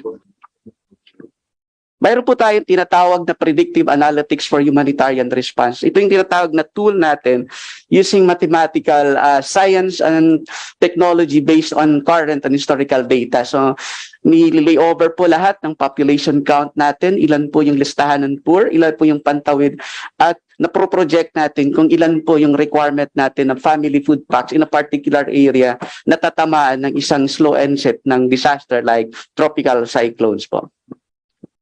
Next slide. So camp coordination and camp management, ito yung cluster na very critical na hinahawakan ng DSWD. When it's say na camp coordination, ito yung evacuation center management, kung saan po na temporary na nag-stay ang ating mga displaced population. So tinitingnan dito yung comprehensive requirement ng ating mga displaced families, lalo na yung vulnerable sector, ensuring the provision of food, NFIs, and then yung protection ng vulnerable sectors against physical, verbal, or sexual abuse doon sa mga evacuation centers. Next slide. Dito po yung ating intervention, the family food packs. So ito yung support, immediate support natin sa disaster-affected families para yung survival needs lang while in displacement. So ano yung composition natin ng ating family food packs? Nakita nyo yung nakabox ito, yung may 6 kilos rice, 4 na tin cans ng corned beef, may sardinas na 4, and then 5 sachet ng 3-in-1 na kape or 5 sachet ng instant choco para dun sa mga bata. So again, over time, ina-update natin tong composition, at saka mayroon tinatawag tayong food cluster within the NDRMC. Kasama po natin yung National Nutrition Council at saka yung Food and Nutrition Research Institute ng DOST para tumulong sa atin sa pag-aaral kung ano ba talaga yung akma na mga composition ng family food packs without compromising yung shelf life, at saka hindi siya masisira sa transport. So ngayon, ang direction sa amin ngayon, kung pwede meron vegetable-based na canned goods na isasama dun sa family food pack. So it's a continuing process pag-determine kung ano talagang ipapasok natin sa family food packs. Again, tinitingnan natin dito yung shelf life and yung resiliency niya para pag-transport from one area to another area. Next slide. So may tinatawag tayo na relief aid through cash voucher. So tinitingnan natin na nagkakaroon tayo ng multiple intervention, hindi lang yung in-kind ang bibigay natin na family food packs. Yung magamit din tayo ng cash voucher. So nasa pilot stage to na magkakaroon tayo ng partnership with mga supermarkets para doon na lang nila i-claim sa supermarket. So tinitingnan natin yung cash voucher system natin kasi may mga pangangailangan ang isang pamilya, lalo na yung mga bata, na wala dun sa family food pack. So nagkakaroon sila ng opportunity with that voucher system na pwedeng ibili nila doon sa supermarket. Pero may mga negative list siya kung anong hindi siya pwedeng paggagamitin dito sa cash voucher system. Next slide. So ito na ang pinakabago, yung emergency cash transfer. Ito siyang cash transfer program. So it may complement or substitute yung existing natin na provision ng food and non-food. So binibigay natin ng pera, outright cash, para at least ma-address ng displaced family or affected family kung ano yung pangangailangan na beyond what we are giving. Like for example, kailangan niya ng medical assistance, kailangan ng transport requirement niya, o para sa mga bata. So yung pera, magagamit nila kung ano yung priority needs nila while in disaster. So, nasimulan natin po ito sa Typhoon Maring in Region 1. Ngayon sa Abra, full-scale ang implementation natin para sa earthquake-affected areas sa Abra. Para dun sa mga partially damaged houses, makakatanggap sila ng 8,550. At saka dun sa totally damaged, makakatanggap sila ng 25,650. So there's a computation on that one. That's 75% of the wage rate, and then multiplied by 30 days for partially, maximum of 90 days for the totally. So nakafocus po yung targeting namin dito dun sa may damaged houses, considering yung long-term displacement or impact sa kanila ng isang disaster. Next slide. Ito yung risk resiliency program for climate change and mitigation. I think it was already shared by the Undersecretary of the Interior and Local Government. So, ang modality natin ginagamit po dito sa risk resiliency, yung cash for work din. So, itong cash for work, may conditionality to. So, nag-engage lahat ng mga beneficiaries, yung disaster-affected families, sa community work. It may be as part of the continuing relief, nag-repacking o kaya handling and hauling ng relief goods natin, or repair ng ating mga community facilities. Next slide. So ito yung emergency shelter assistance natin. So pinag-usapan natin to. So we're starting to shift. Nagkakaroon tayo ng transition sa DSWD when it comes to emergency shelter assistance, given the issuance of the shelter cluster issuance ng NDRMC. So nagkakaroon tayo ng transition. Yung regular program namin, yung partially damaged is 10,000, and totally damaged is 30,000. But for Typhoon Udit, nasa 10,000 across. Nasa totally damaged, so bibigyan lang siya ng 10,000. So on the concern kanina from our legislator from Siargao, nasa DSWD po yung implementation ng emergency shelter assistance for Siargao. Anytime within the month or next month, magkakaroon na po ng distribution sa Caraga, specific sa Siargao area. So mayroon tayong allotment for the Surigao del Norte, that's 45,175 na beneficiaries with a corresponding amount of 451.75 million. So it's between this month and next month, mag-start na po yung distribution ng 10,000. So kasama yung Surigao, local government. kasama yung Surigao and Siargao. Next slide. Yung Dinagat, ang tanong ko, kasama ba yung Surigao and Siargao? Sir? Surigao and Siargao kasama, no? Yung pagbibigyan. Yes po. Opo. Paano yung Dinagat? Tabing-tabi yun. Oo, totoo. Yes, Mr. Chair. Alo, hindi na kasama ang Dinagat. Dinagat and Surigao, sir. Dinagat and Surigao. Okay. Ayo. Lina, salamat po. Sabi mo kasi Siargao eh. Oh, I see. That's for what ano ba yan? Emergency shelter? Shelter assistance. Ito po yung, sir, yung Honorable Chair at saka Your Honor, na yung emergency shelter assistance as agreed by the NDRMC shelter cluster, charged under the NDRMC fund po. So that's 10,000 per family? 10,000 per family po, targeting those families with totally damaged house, sir. May I ask lang, Chair, may I ask lang a copy of the list of Yes, sir, I could give you the families, copies, no? Para ma-verify ko with our LGU heads in Siargao. Thank you very much. Thank you, sir. Excuse me, ano ba to? Okay. ASEC? OIC? Magtatanong lang ako konti, no? Yung sa totally damaged ninyo, ang binibigyan ninyo sa Dinagat. Pero yung partially, napakarami nun. Wala. Yes po, ang prioritize na lang is totally because of the limitations of fund. This is 600 million, right? Yung allocated for It's the NDRM fund, sir. The NDRM fund. NDRRM. Opo. Okay. Please go ahead. Okay. Next slide. So ito yung risk resiliency, I think na share na rin ni Yusek from the DILG. So we're employing cash for work for environmental protection para at least ma-empower natin yung mga tao at saka ma-strengthen natin yung adaptive capacity nila, lalo na ito yung mga mahihirap natin.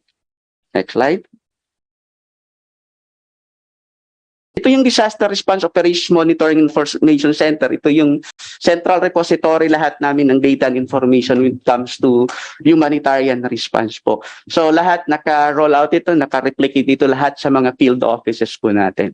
So may virtual operation center po ito dito sa national down to the regional level. Next slide.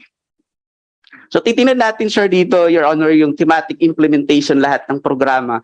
May mitigation kami. Usually, ang pinakamarami nasa preparedness, response, and ER. Capacity building more on preparedness. The relief prepositioning is on the preparedness and response. The predictive analytics is the preparedness. Camp coordination and camp management, IDP protection, preparedness and response.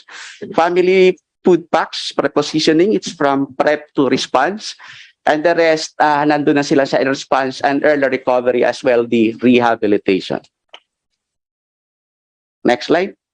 So, pakita na, Your Honor, yung disaster risk reduction management financing. Saan po namin nakukuha yung pera na pinanggagamit natin sa implementation ng DRRM? Una, yung sa built-in financing ng Quick Response Fund, part po ng gaan ng DSWD, mayroon po kaming allotment na 1.25 billion. So yung 1.25 billion, nare-replenish po siya ng Department of Budget and Management once 50% na yung na-obligate namin. So ibig sabihin, pag nagamit na namin yung 662.5 million, i-liquidate namin sa DBM, then they would replenish again the 662.5 million. So itong pinagkukunan natin sa procurement ng mga family food packs, yung standby funds natin na 5 million per region, as well, pwede siyang kunin sa cash for work, emergency shelter assistance, emergency cash transfer, so yung mga DRM. Next slide. Yung pangalawa po, ito yung Disaster Response Rehabilitation Program.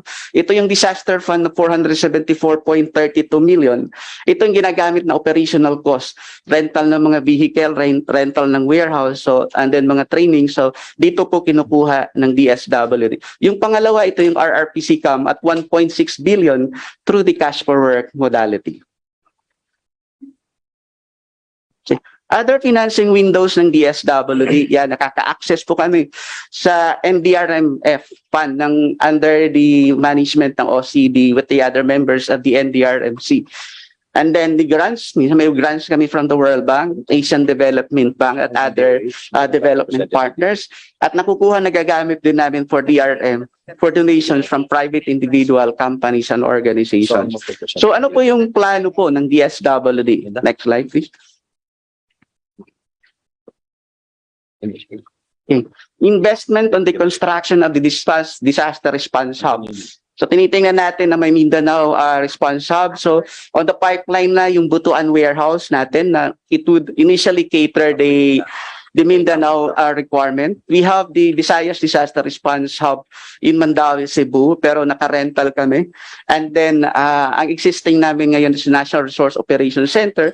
We'd like to invest also on our response hub in the Clark International Airport. Given our primary requirement, dapat may access siya both for the international port and airports para at least kung mayroon tayong appeal for international support, madali ang transport lahat ng mga resources na gagamitin. So, yun din yung issue natin dito kasi ang limitations talaga ng capital outlay. So, ito yung ina-advocate namin to the Congress na madagdagan sana an allocation for the capital outlay sa construction for a warehouse. It would be, ang estimate namin for a single warehouse ng response hub namin is 1.6 billion. Kasama na ito yung mga handling equipment para mabuo natin. So, ang Butuan warehouse, so naghahanap na kami ng pera costing 1.6 billion. They have already the lot donated by the local government of Butuan City. Pangalawa, yung expansion and institutionalization ng prepositioning ng relief resources at the low LGU level. So ito yung challenge namin, lalo na dun sa mga gidas, yung geographic isolated disadvantaged areas na meron talaga naka-preposition. So nire-reach out namin local government kung anong available nilang spaces para magamit, and then para pag may disaster, madaling ma-access yung mga resources. Again, we don't compromise naman nung standard din, tinitingnan din natin yung dapat free siya from any hazard para hindi naman masira yung ating mga resources. So, may binding documents, the memorandum agreement with the local government units. As of today, nasa 142 na local government, naka-forge na po ang DSWD for prepositioning. Andyan pa rin po, like other agencies, yung continuing program and policy review, lahat ng ating mga programa para at least maging angkop siya kung ano yung mga pangangailangan ng mga tao over time. Yung digital payment of cash transfer programs, ito yung tinitingnan natin talaga na kung pwede magagamit natin yung over-the-counter sa mga bangko or yung mga cash card using the GCash, using the Palawan. Ito yung tinitingnan. We have the lessons on the social amelioration program.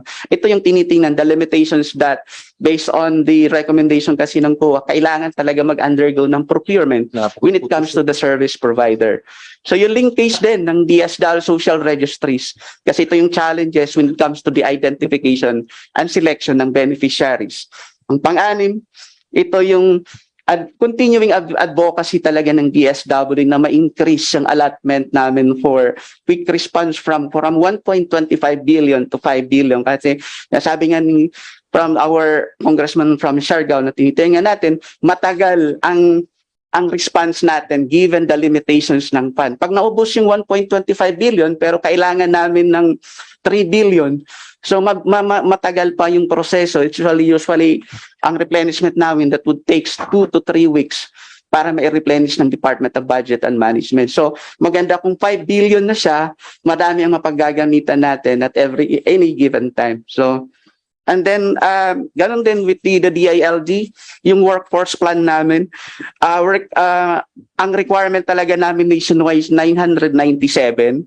Ang existing lang, given the fund limitations, we have only 587. That is only 59% of our requirement. Ang the challenge here, yung plantilla position dito, nasa 11% lang.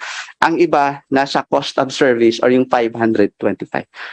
That's the end of the presentation, Your Honor. Thank you. Okay, thank you, DSWD. Meron pa bang magtatanong o wala na? Tutuloy-tuloy na natin tong ano natin. The next presenter will be the NEDA. I'd like to acknowledge Director Remedios Endencia. Thank you, Mr. Chair. I will keep within the time allotted for my presentation. This will be on the major initiatives on disaster rehabilitation recovery, which is the fourth pillar under the NDRMC.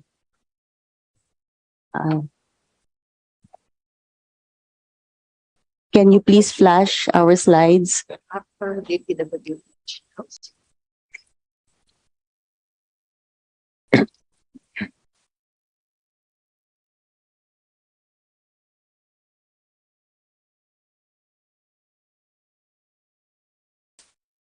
Yes, this is the one.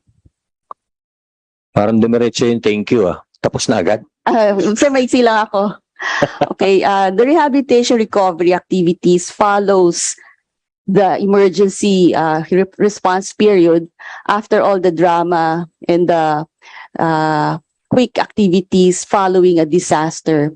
And the rehabilitation recovery usually takes about 1 to 3 years or even more for major disasters such as the Marawi siege or Yolanda. Next, the outline of my presentation is as follows. One slide back, please. The role of NEDA in disaster risk reduction and management, key activities and accomplishments and policy directions. Next slide.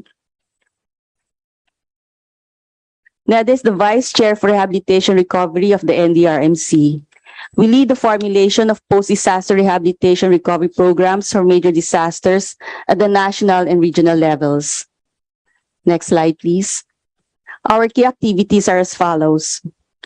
We formulated the Disaster Rehabilitation Recovery Planning Guide, which serves as a primary reference for preparing post-disaster rehabilitation recovery programs and some pre-disaster activities to facilitate planning.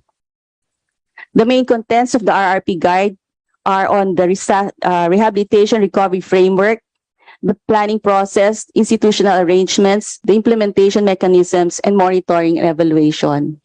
The RRP Guide was also one of the reference materials, main reference materials for the Ready to be Rebuild program, which is a component of the Plan Smart application of the DOST. Next slide, please. NEDA coordinates the preparation of post-disaster rehabilitation recovery programs. And among the more recent ones are the rehabilitation recovery program for the Marawi siege, but this is confined to areas outside of the most affected area of Marawi.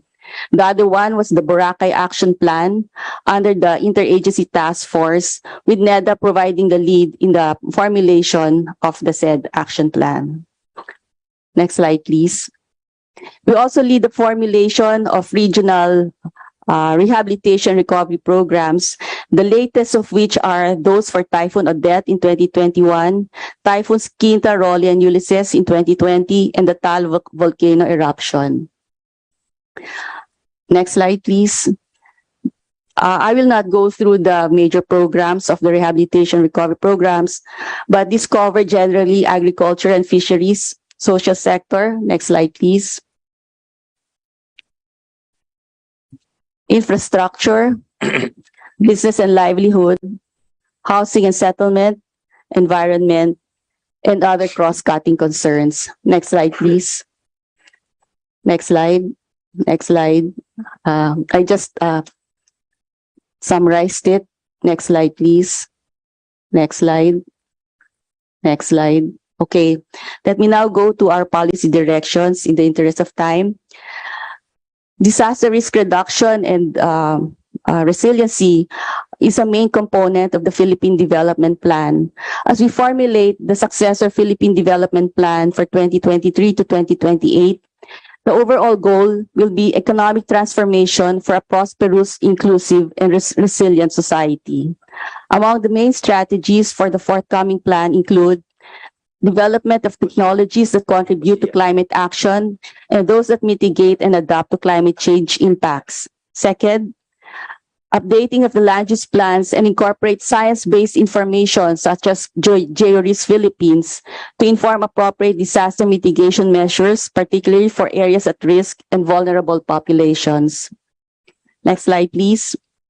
We also recommend to consider strengthening resilience and to reduce the impacts of disasters. These include considering multiple hazards, not only physical or natural hazards, but also health and human-induced hazards in planning, the location of investments, and project designs. Strengthening database build-up, including maps to provide immediate reference for pre- and post-disaster planning. And lastly, institutionalization of timely, culture-specific early warning systems, reaching the last mile, especially in geographically isolated and disadvantaged areas. That is all, Mr. Chair. I understand there are questions for NEDA. Thank you. Thank you so much. I would like to acknowledge Congressman Zia.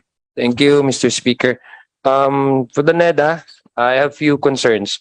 One is it correct in my assumption that NEDA is part of the fiscal advisor of any administration of this government? Like you assess and then you decide how much is the budget for each year?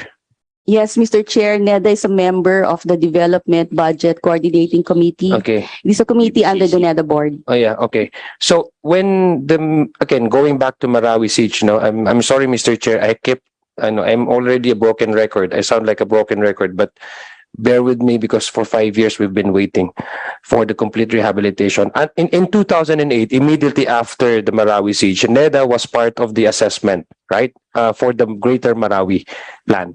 Yes, Mr. Chair, NEDA was part of the Task Force Bangon Marawi, which took the lead into the preparation of the Comprehensive Rehabilitation Recovery Program. But this was focusing on areas outside of the most affected area, or the MAA. Yeah, okay. Yes, please continue, ma'am. The planning for the MAA was led by then the HUD-C, specifically by the NHA, now under DSWD. Okay. In the same year, in 2008, I just want to retrace back a few steps. then Yusek Navarro. I don't know if he's no longer, he or she. She's no longer part of NEDA now.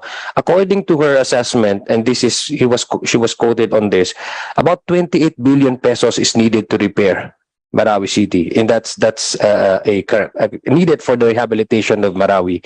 And so she was quoted actually in major circulation and publication.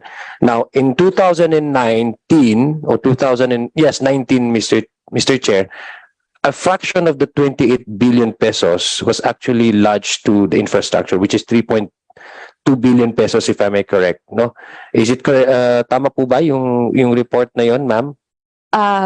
Your Honor, we can check the CRRP. Yes, okay. Yes, But this was 2 years ago. But anyway, part of the assessment that you had in 2018 was based on the post-conflict assessment report. Is it correct?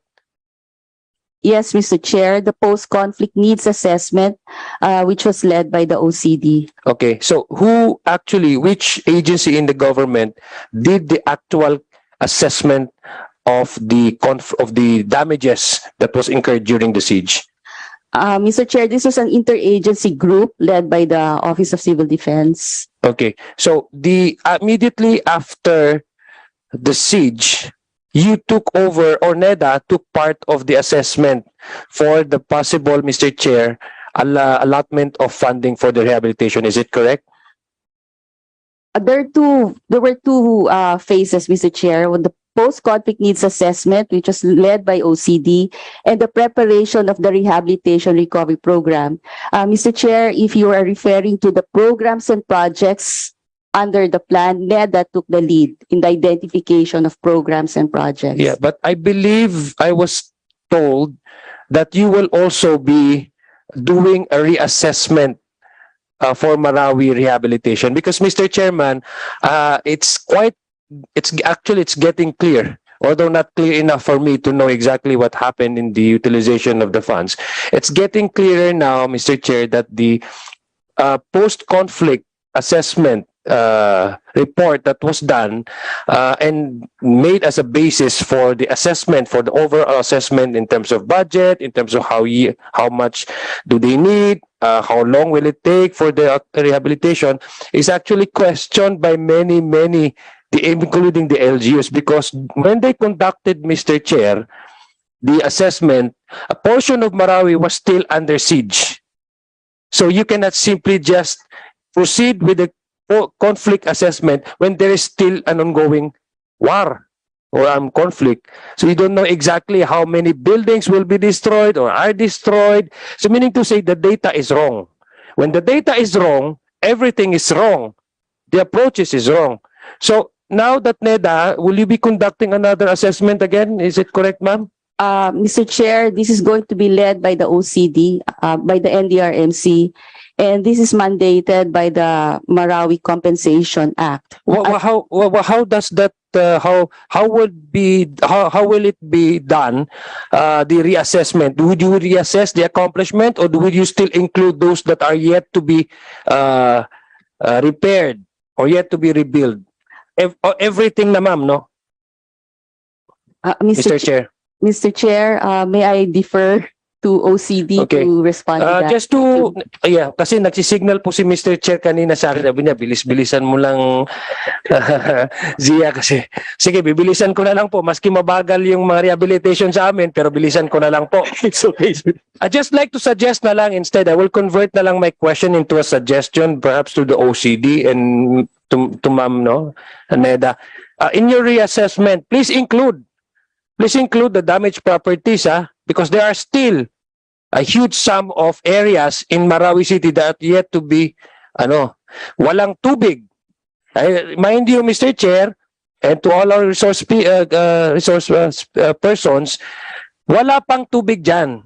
Dahil wala pang acting administrator ng luwa. Though nagka-bid out na yan, but they cannot release the funding because wala pang signatory. That's one problem.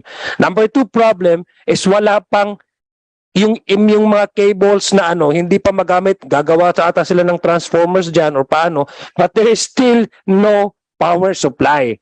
How can we expect the people to return and reintegrate to their community when there is no basic services placed or present or available in the area. So may please, OCD, just a suggestion, no?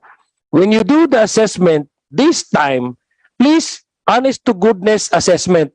Because kaya pala nag-undervalue yung appreciation ng national government sa rehabilitation sa Marawi na na-impacted yung pondo. Kanina, ang sabi ng OCD, none. When I ask whether meron bang 2023 na sa pondo, sabi niya wala. It's because according to their post-conflict assessment report, 98% na-accomplish nila.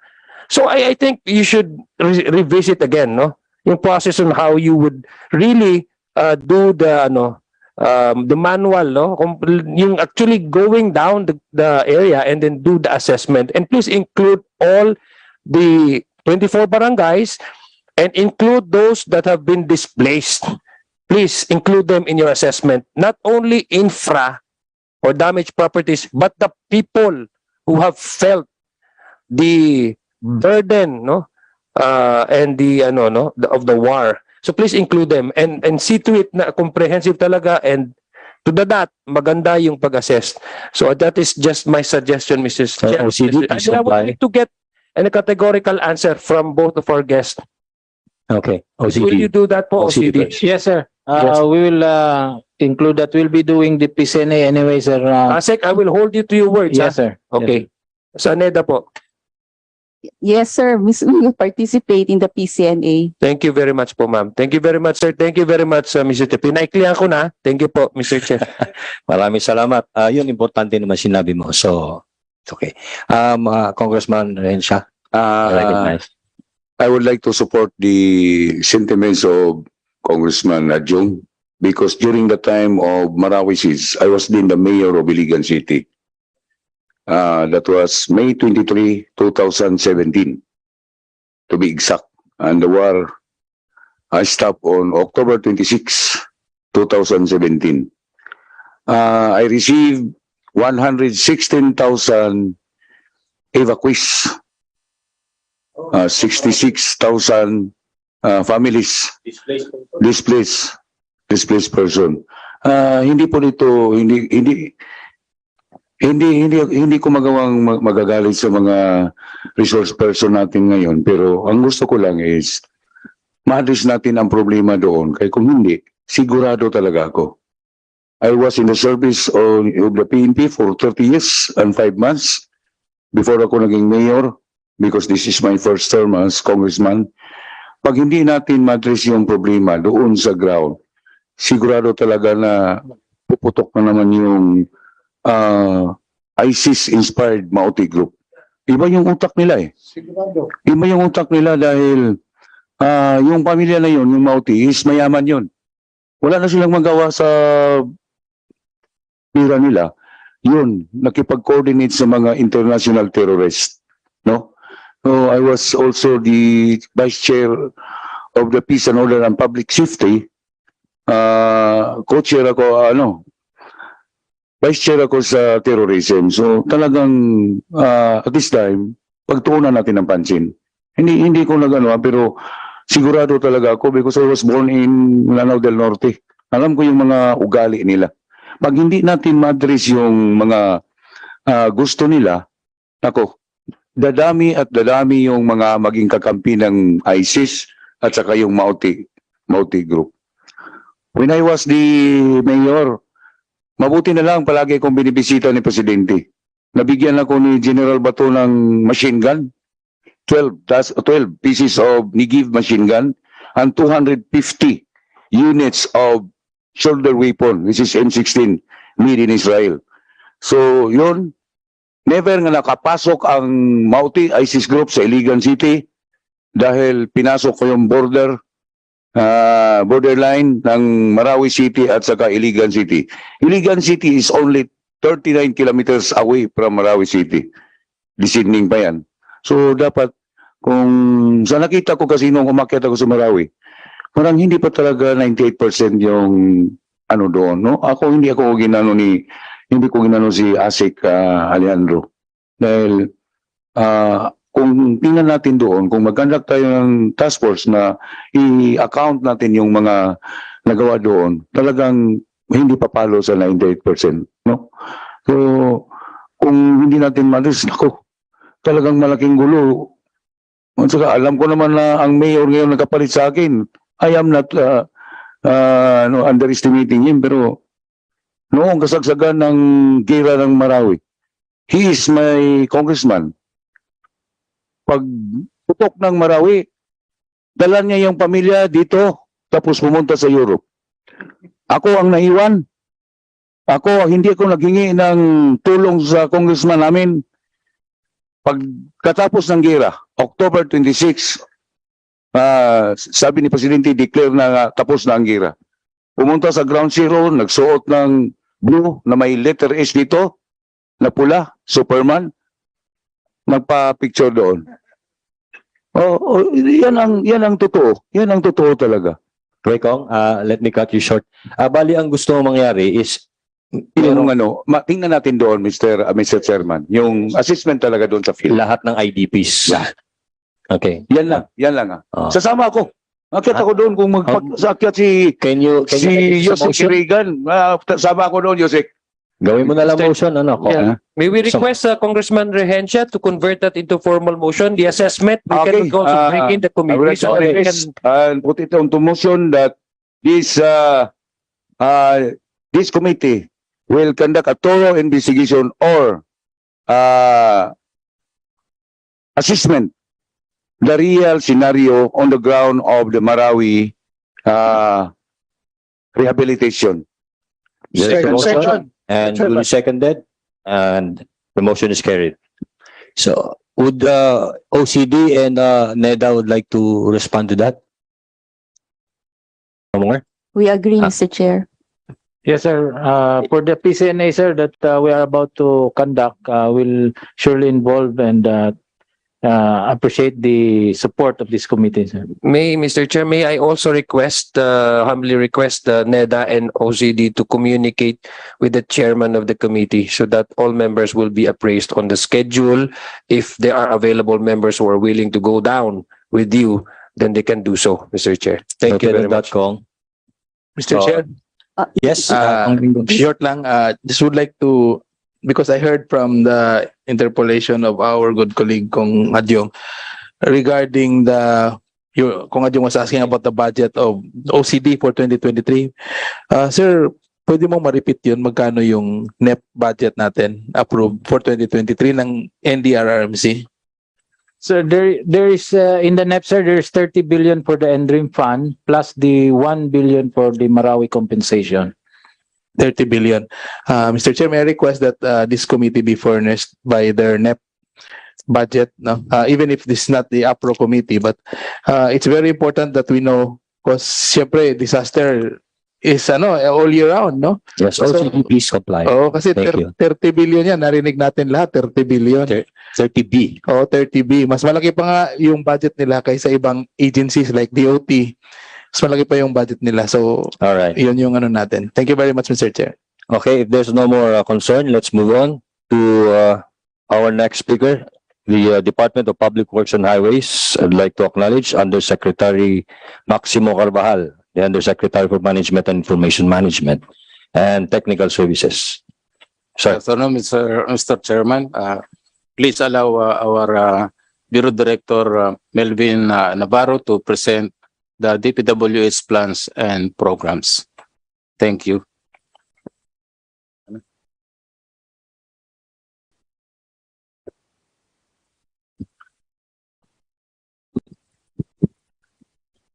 Good afternoon, Mr. Chair.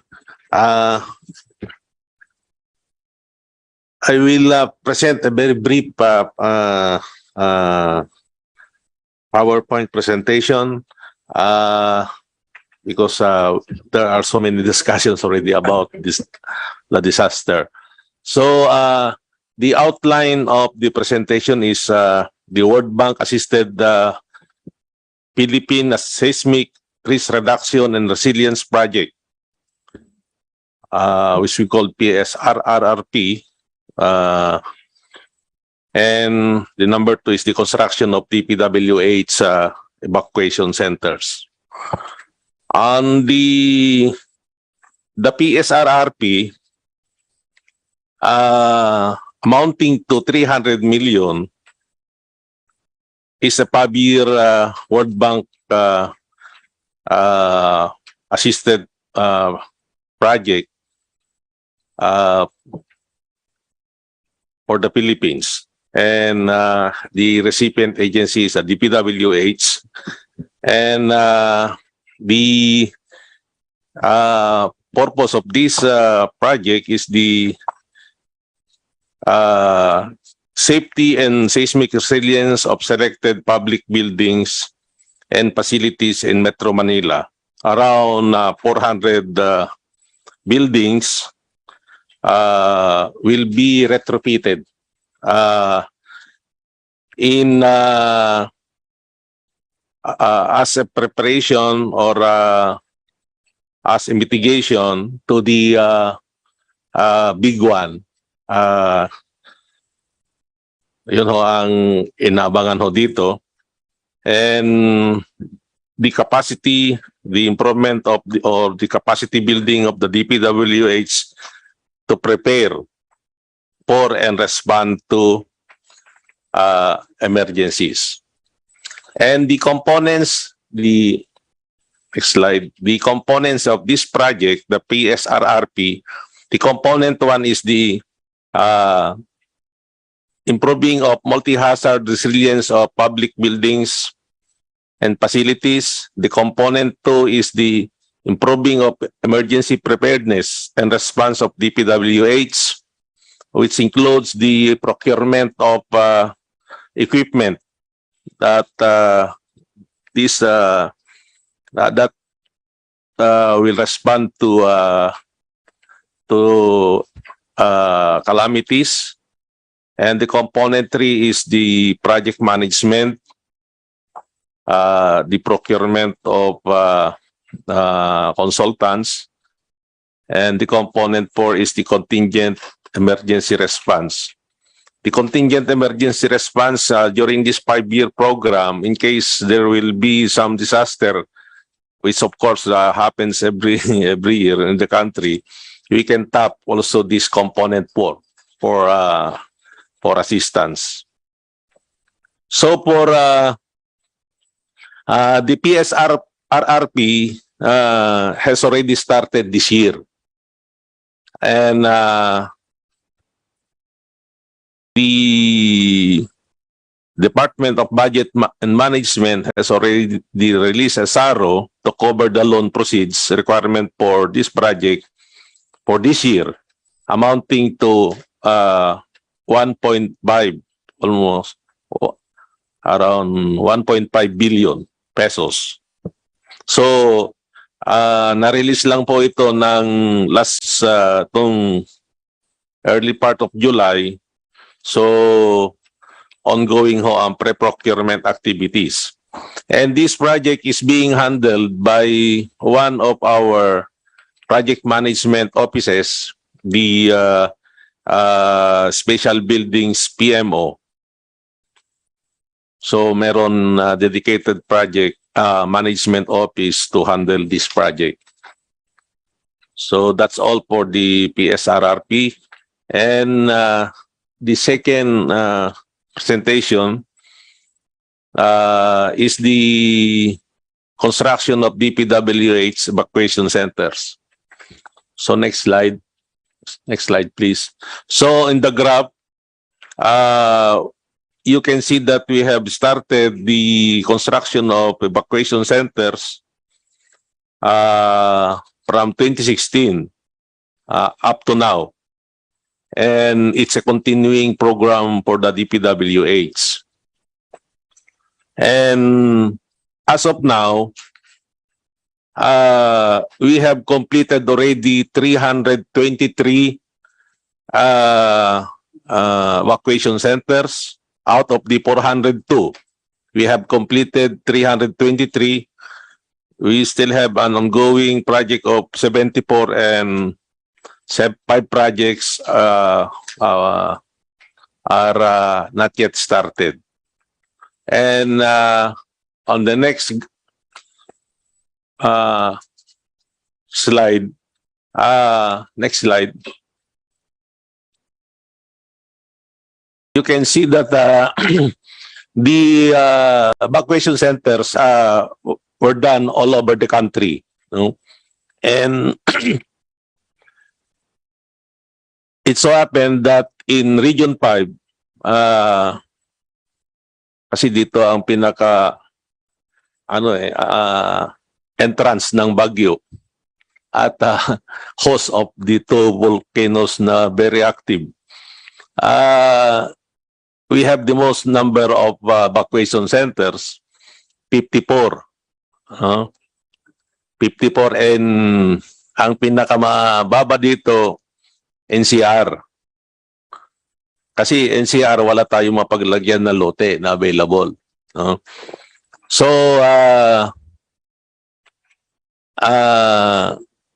yung kasing yung Region 5 in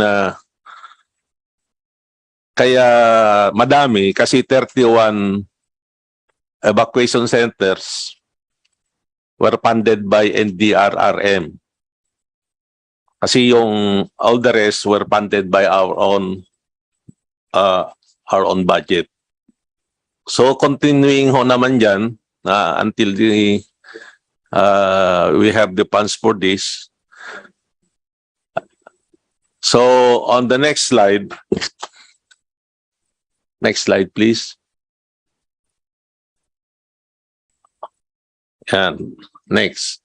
Yan. Makikita po ninyo yung mga klase ng mga evacuation centers that we have been doing.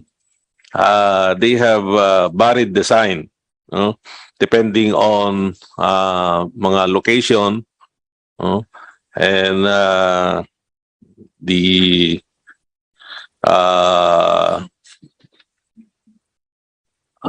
ano din ang mga gusto ng mga end user natin, no? So yan ho yung mga different evacuation centers that had been constructed already. And for the last slide, my next slide.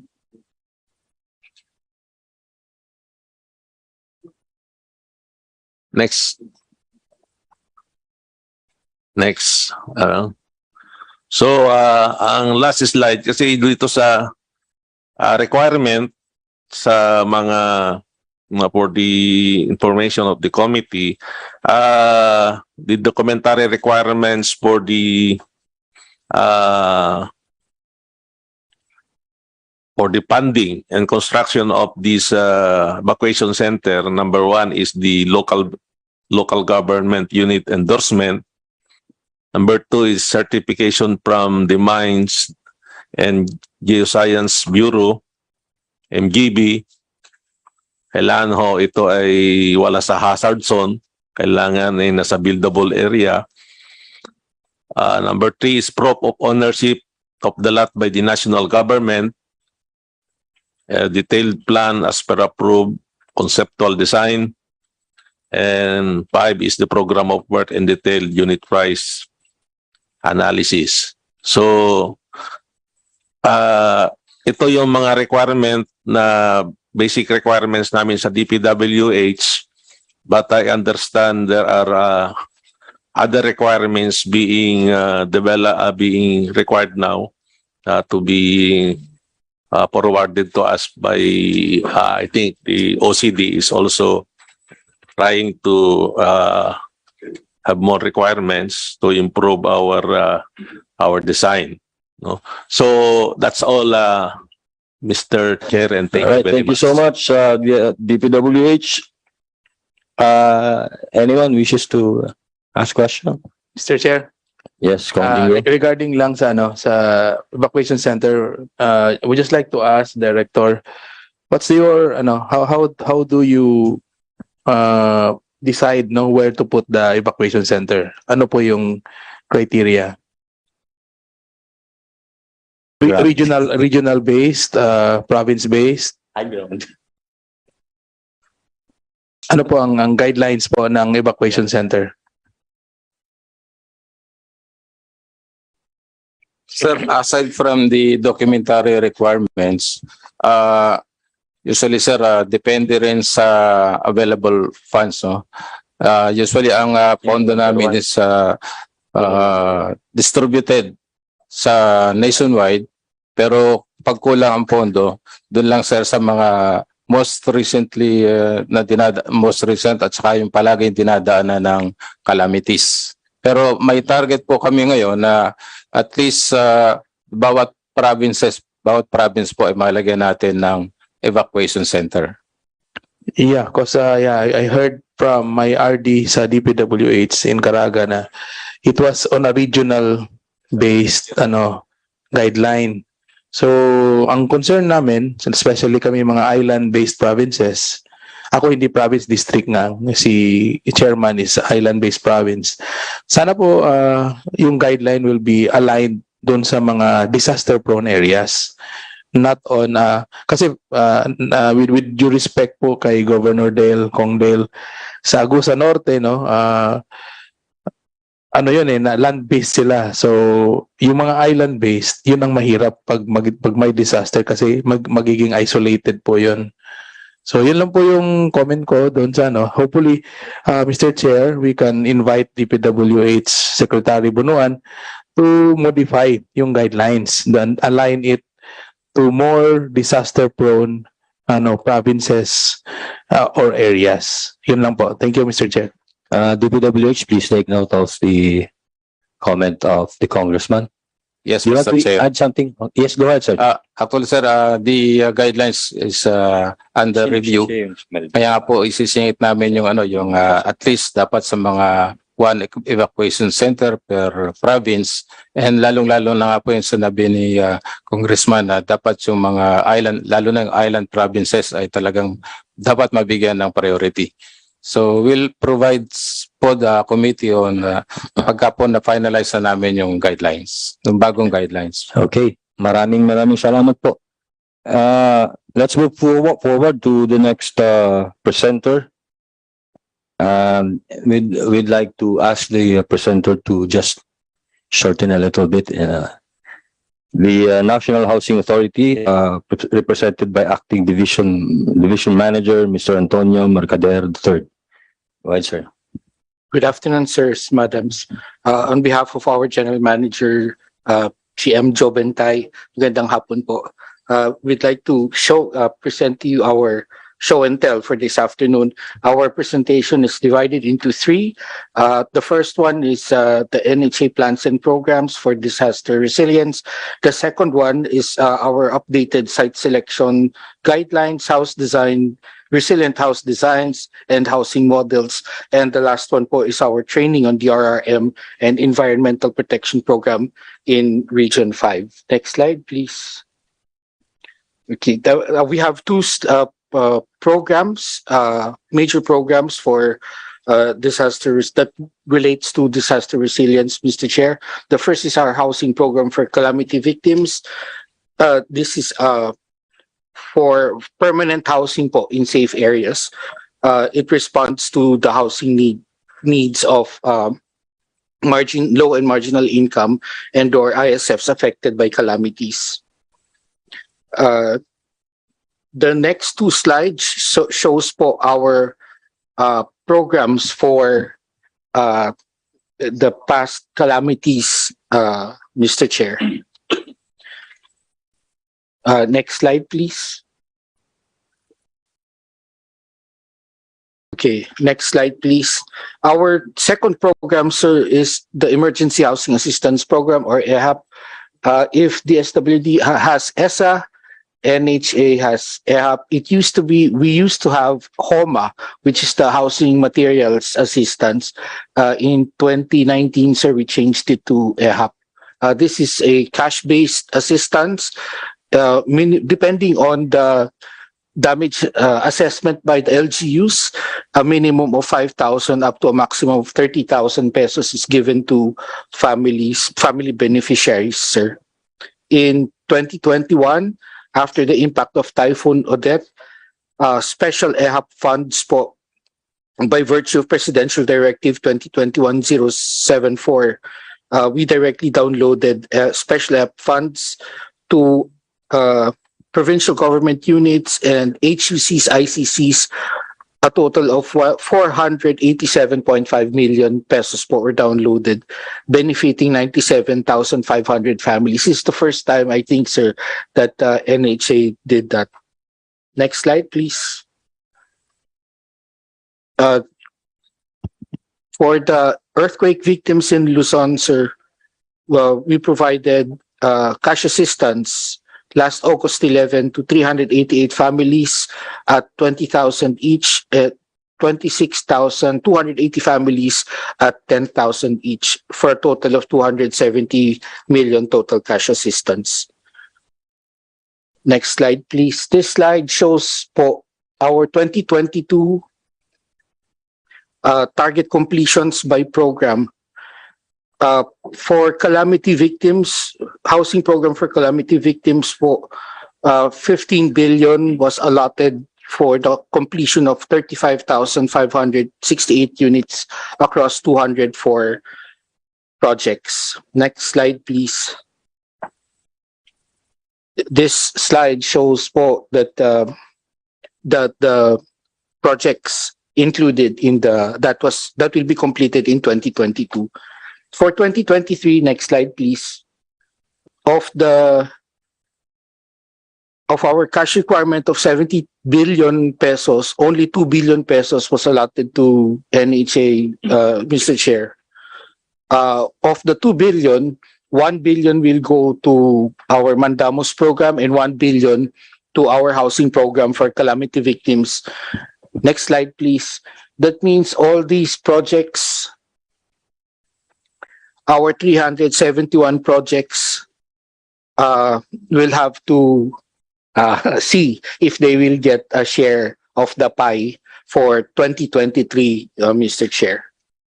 And that's our plans and programs. We move on to our updated site selection. Let's move to slide 19, please.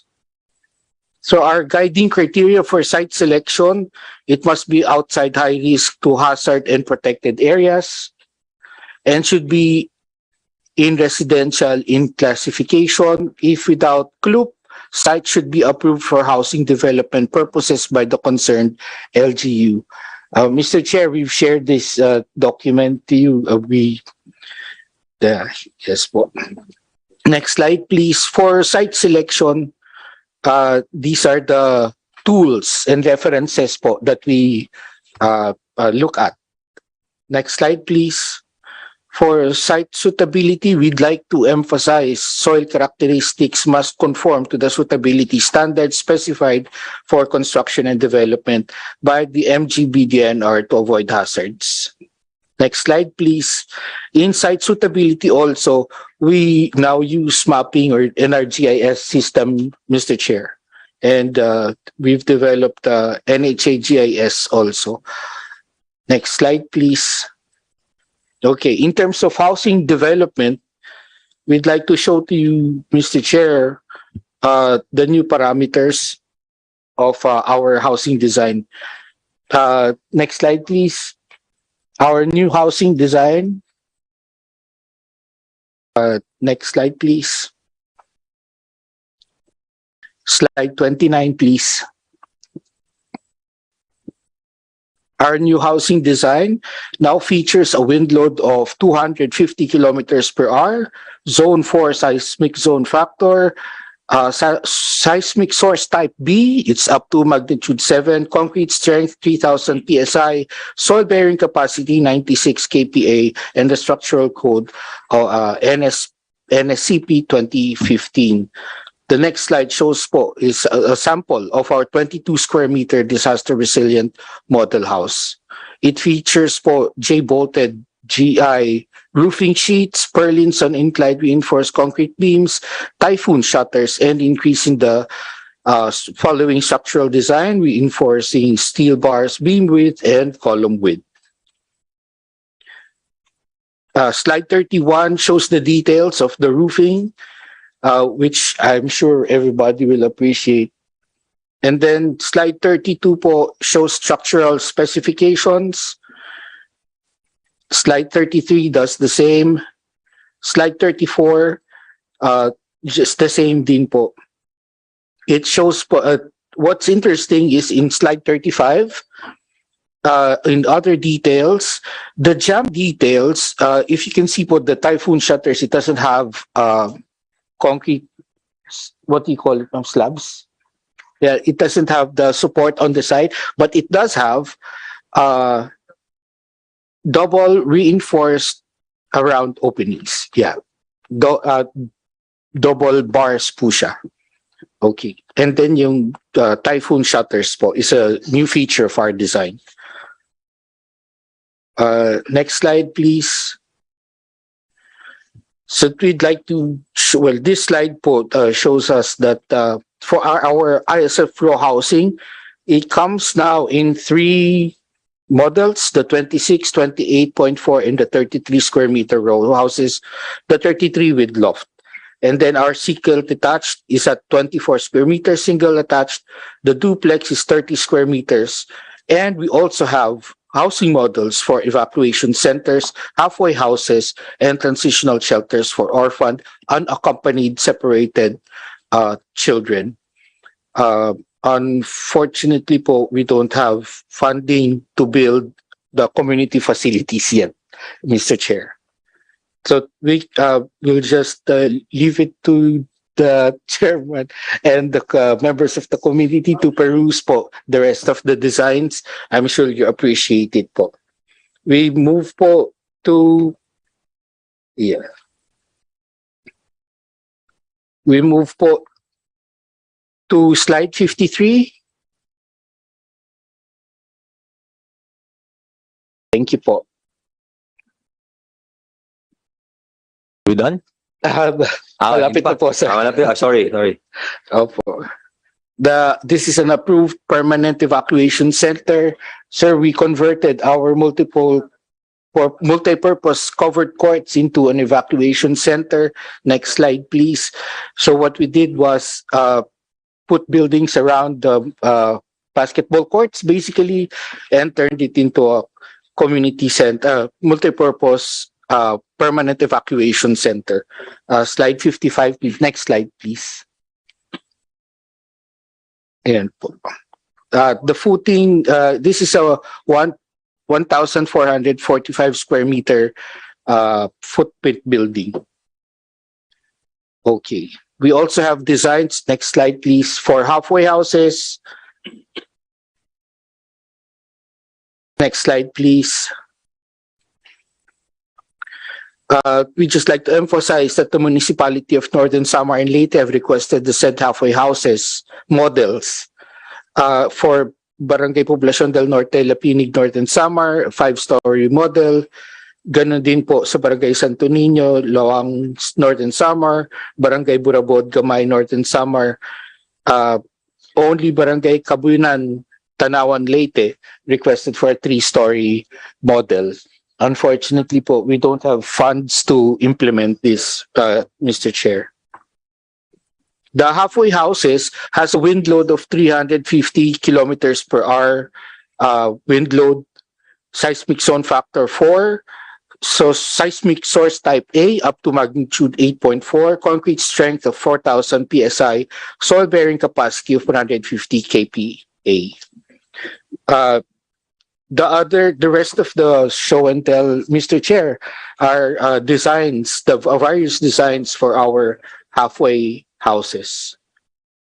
Maybe we can show number 64, please. Yeah, okay. Walang budget po. Yeah. So hanggang drawing muna kami dyan, Mr. Chair. Slide 75, please.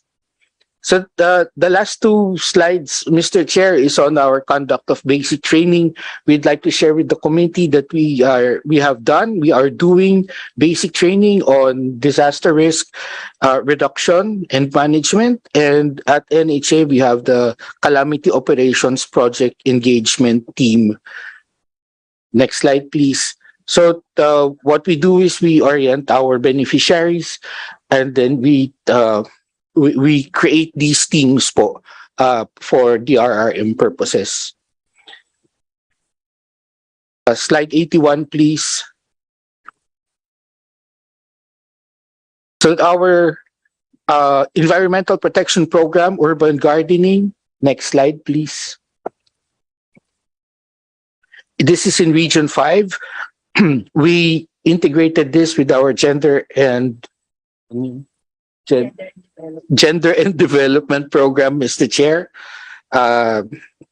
Yeah, we have what total of 3 locations, and we have provided 150 NHA housing beneficiaries with these starter kits, and we've enabled them, sir, to do this. Moving forward, we are, due to lack of funds, we are aiming to capacitate our beneficiaries instead on DRRM until 2023, Mr. Chair. We're ready for questions, Mr. Chair, if there are any. Thank you, sir. Thank you so much. Does anyone wanted to raise question? Mr. Chair. Yes, Just a clarification from the NHA. From your presentation about disaster resilient houses. Now, my question is address both to NHA and DPWH. Ito bang disaster resilient houses, the same design yung pino-provide ng DPWH? Or kayo yung nagpo-provide ng design sa kanila? Mr. Chair, I'll call in our architect, si Ms. Architect Richelle. She can answer better. Yeah, because I saw, because I just like what I said a while ago na 2 days ago, Secretary Bunuan provided us with the 45 million housing for the calamity victim, for the Typhoon Odette victims. Based on that, nakita ko po yung design. I think it's different from your design. So, yun lang. Kasi we are in the disaster resilience committee. Bakit po iba-iba ang design NHA sa DPWH? Yun lang po, Mr. Chair. Yeah, yes. Do you want to give your comments, NHA? Yes. Good afternoon po, sir. The design parameters. Can you identify yourself? Yes, I'm architect Rochelle De Vera from NHA. So the design parameters that was set for the disaster resilient housing design of NHA was submitted to DPWH for approval po. So basically the structural parameters na-submit naman po sa kanila. So nagba-vary lang po talaga sa design, sa aesthetic po. Not aesthetic. I'm not after the aesthetic. I'm after the structural. Yes. So I would like to ask Yusek Carbajal, no? Is it tama po ba yung disaster resilient houses, sila po ba ang authority sa pag-design ng structural or ang DPWH po ba? Kasi lumalabas po na dalawang estilo. And we should have one only design, di ba? DPWH. Tama po yung sinabi ng NHA. Sila po yung nagdi-design tapos ina-approvean po ng DPWH. Kaya nga lang po sa mayroong mga cases po na na iba yung aming design kasi po katulad nung Odette, nag-request po ang dahil iniwasan po namin yung nangyari doon sa Yolanda. Ang ginawa po naming design parang halfway home kasi inaasahan namin matagal yung pag-i-stay ng mga victims doon sa mga gagawin naming evacuation homes or shelters. Dinagdagan po namin ng added features katulad ng mga water supply, power supply, ganun. So about the structural, is it the same po ba? Ang structural components po namin hinanda po namin sa baka po may dumating na namang another typhoon, mas malakas po yung aming ginawa, mas makapal po yung mga dinding at saka yung foundation namin mas malakas, kaya medyo mahal lang konti. Thank you very much, Yusek, no? So it turns out, Mr. Chair, na we have 2 designs. So yun ang as of now, no, for disaster resilient houses. So hindi natin alam sino ang susundin. Thank you very much, Mr. Chair. Sila man in charge dyan, so sila na nakakalam . This point, would like to acknowledge Yes. Kong Cordero. Yes, thank you, Mr. Chairman. This is not about NHA. I just want to go back to the DPWH. This is in connection with the plan for evacuation centers. While we were in agreement that the island-based provinces, lalo na yung mga typhoon-prone provinces, should be given first priority in the evacuation centers.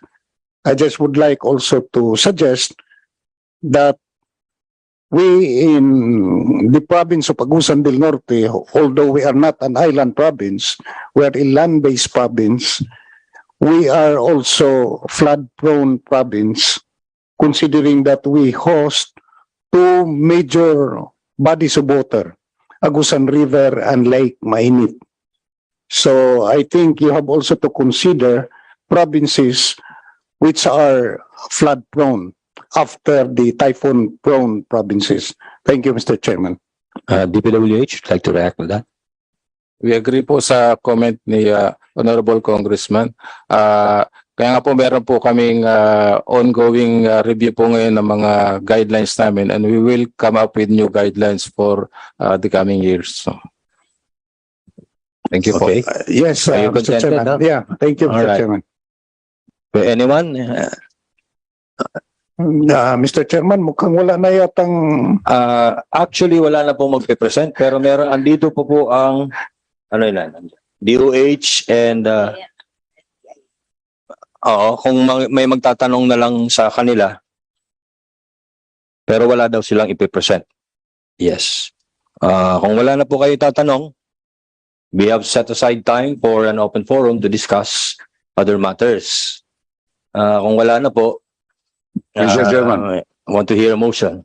Since there are no more other matters to be discussed, I move that the meeting is adjourned. There's a motion and duly seconded. Meeting is adjourned. Thank you everyone for coming. Ako di ang unang nabot niya. Ikaw pinagkakuna, ikaw naging magsirado. Thank you.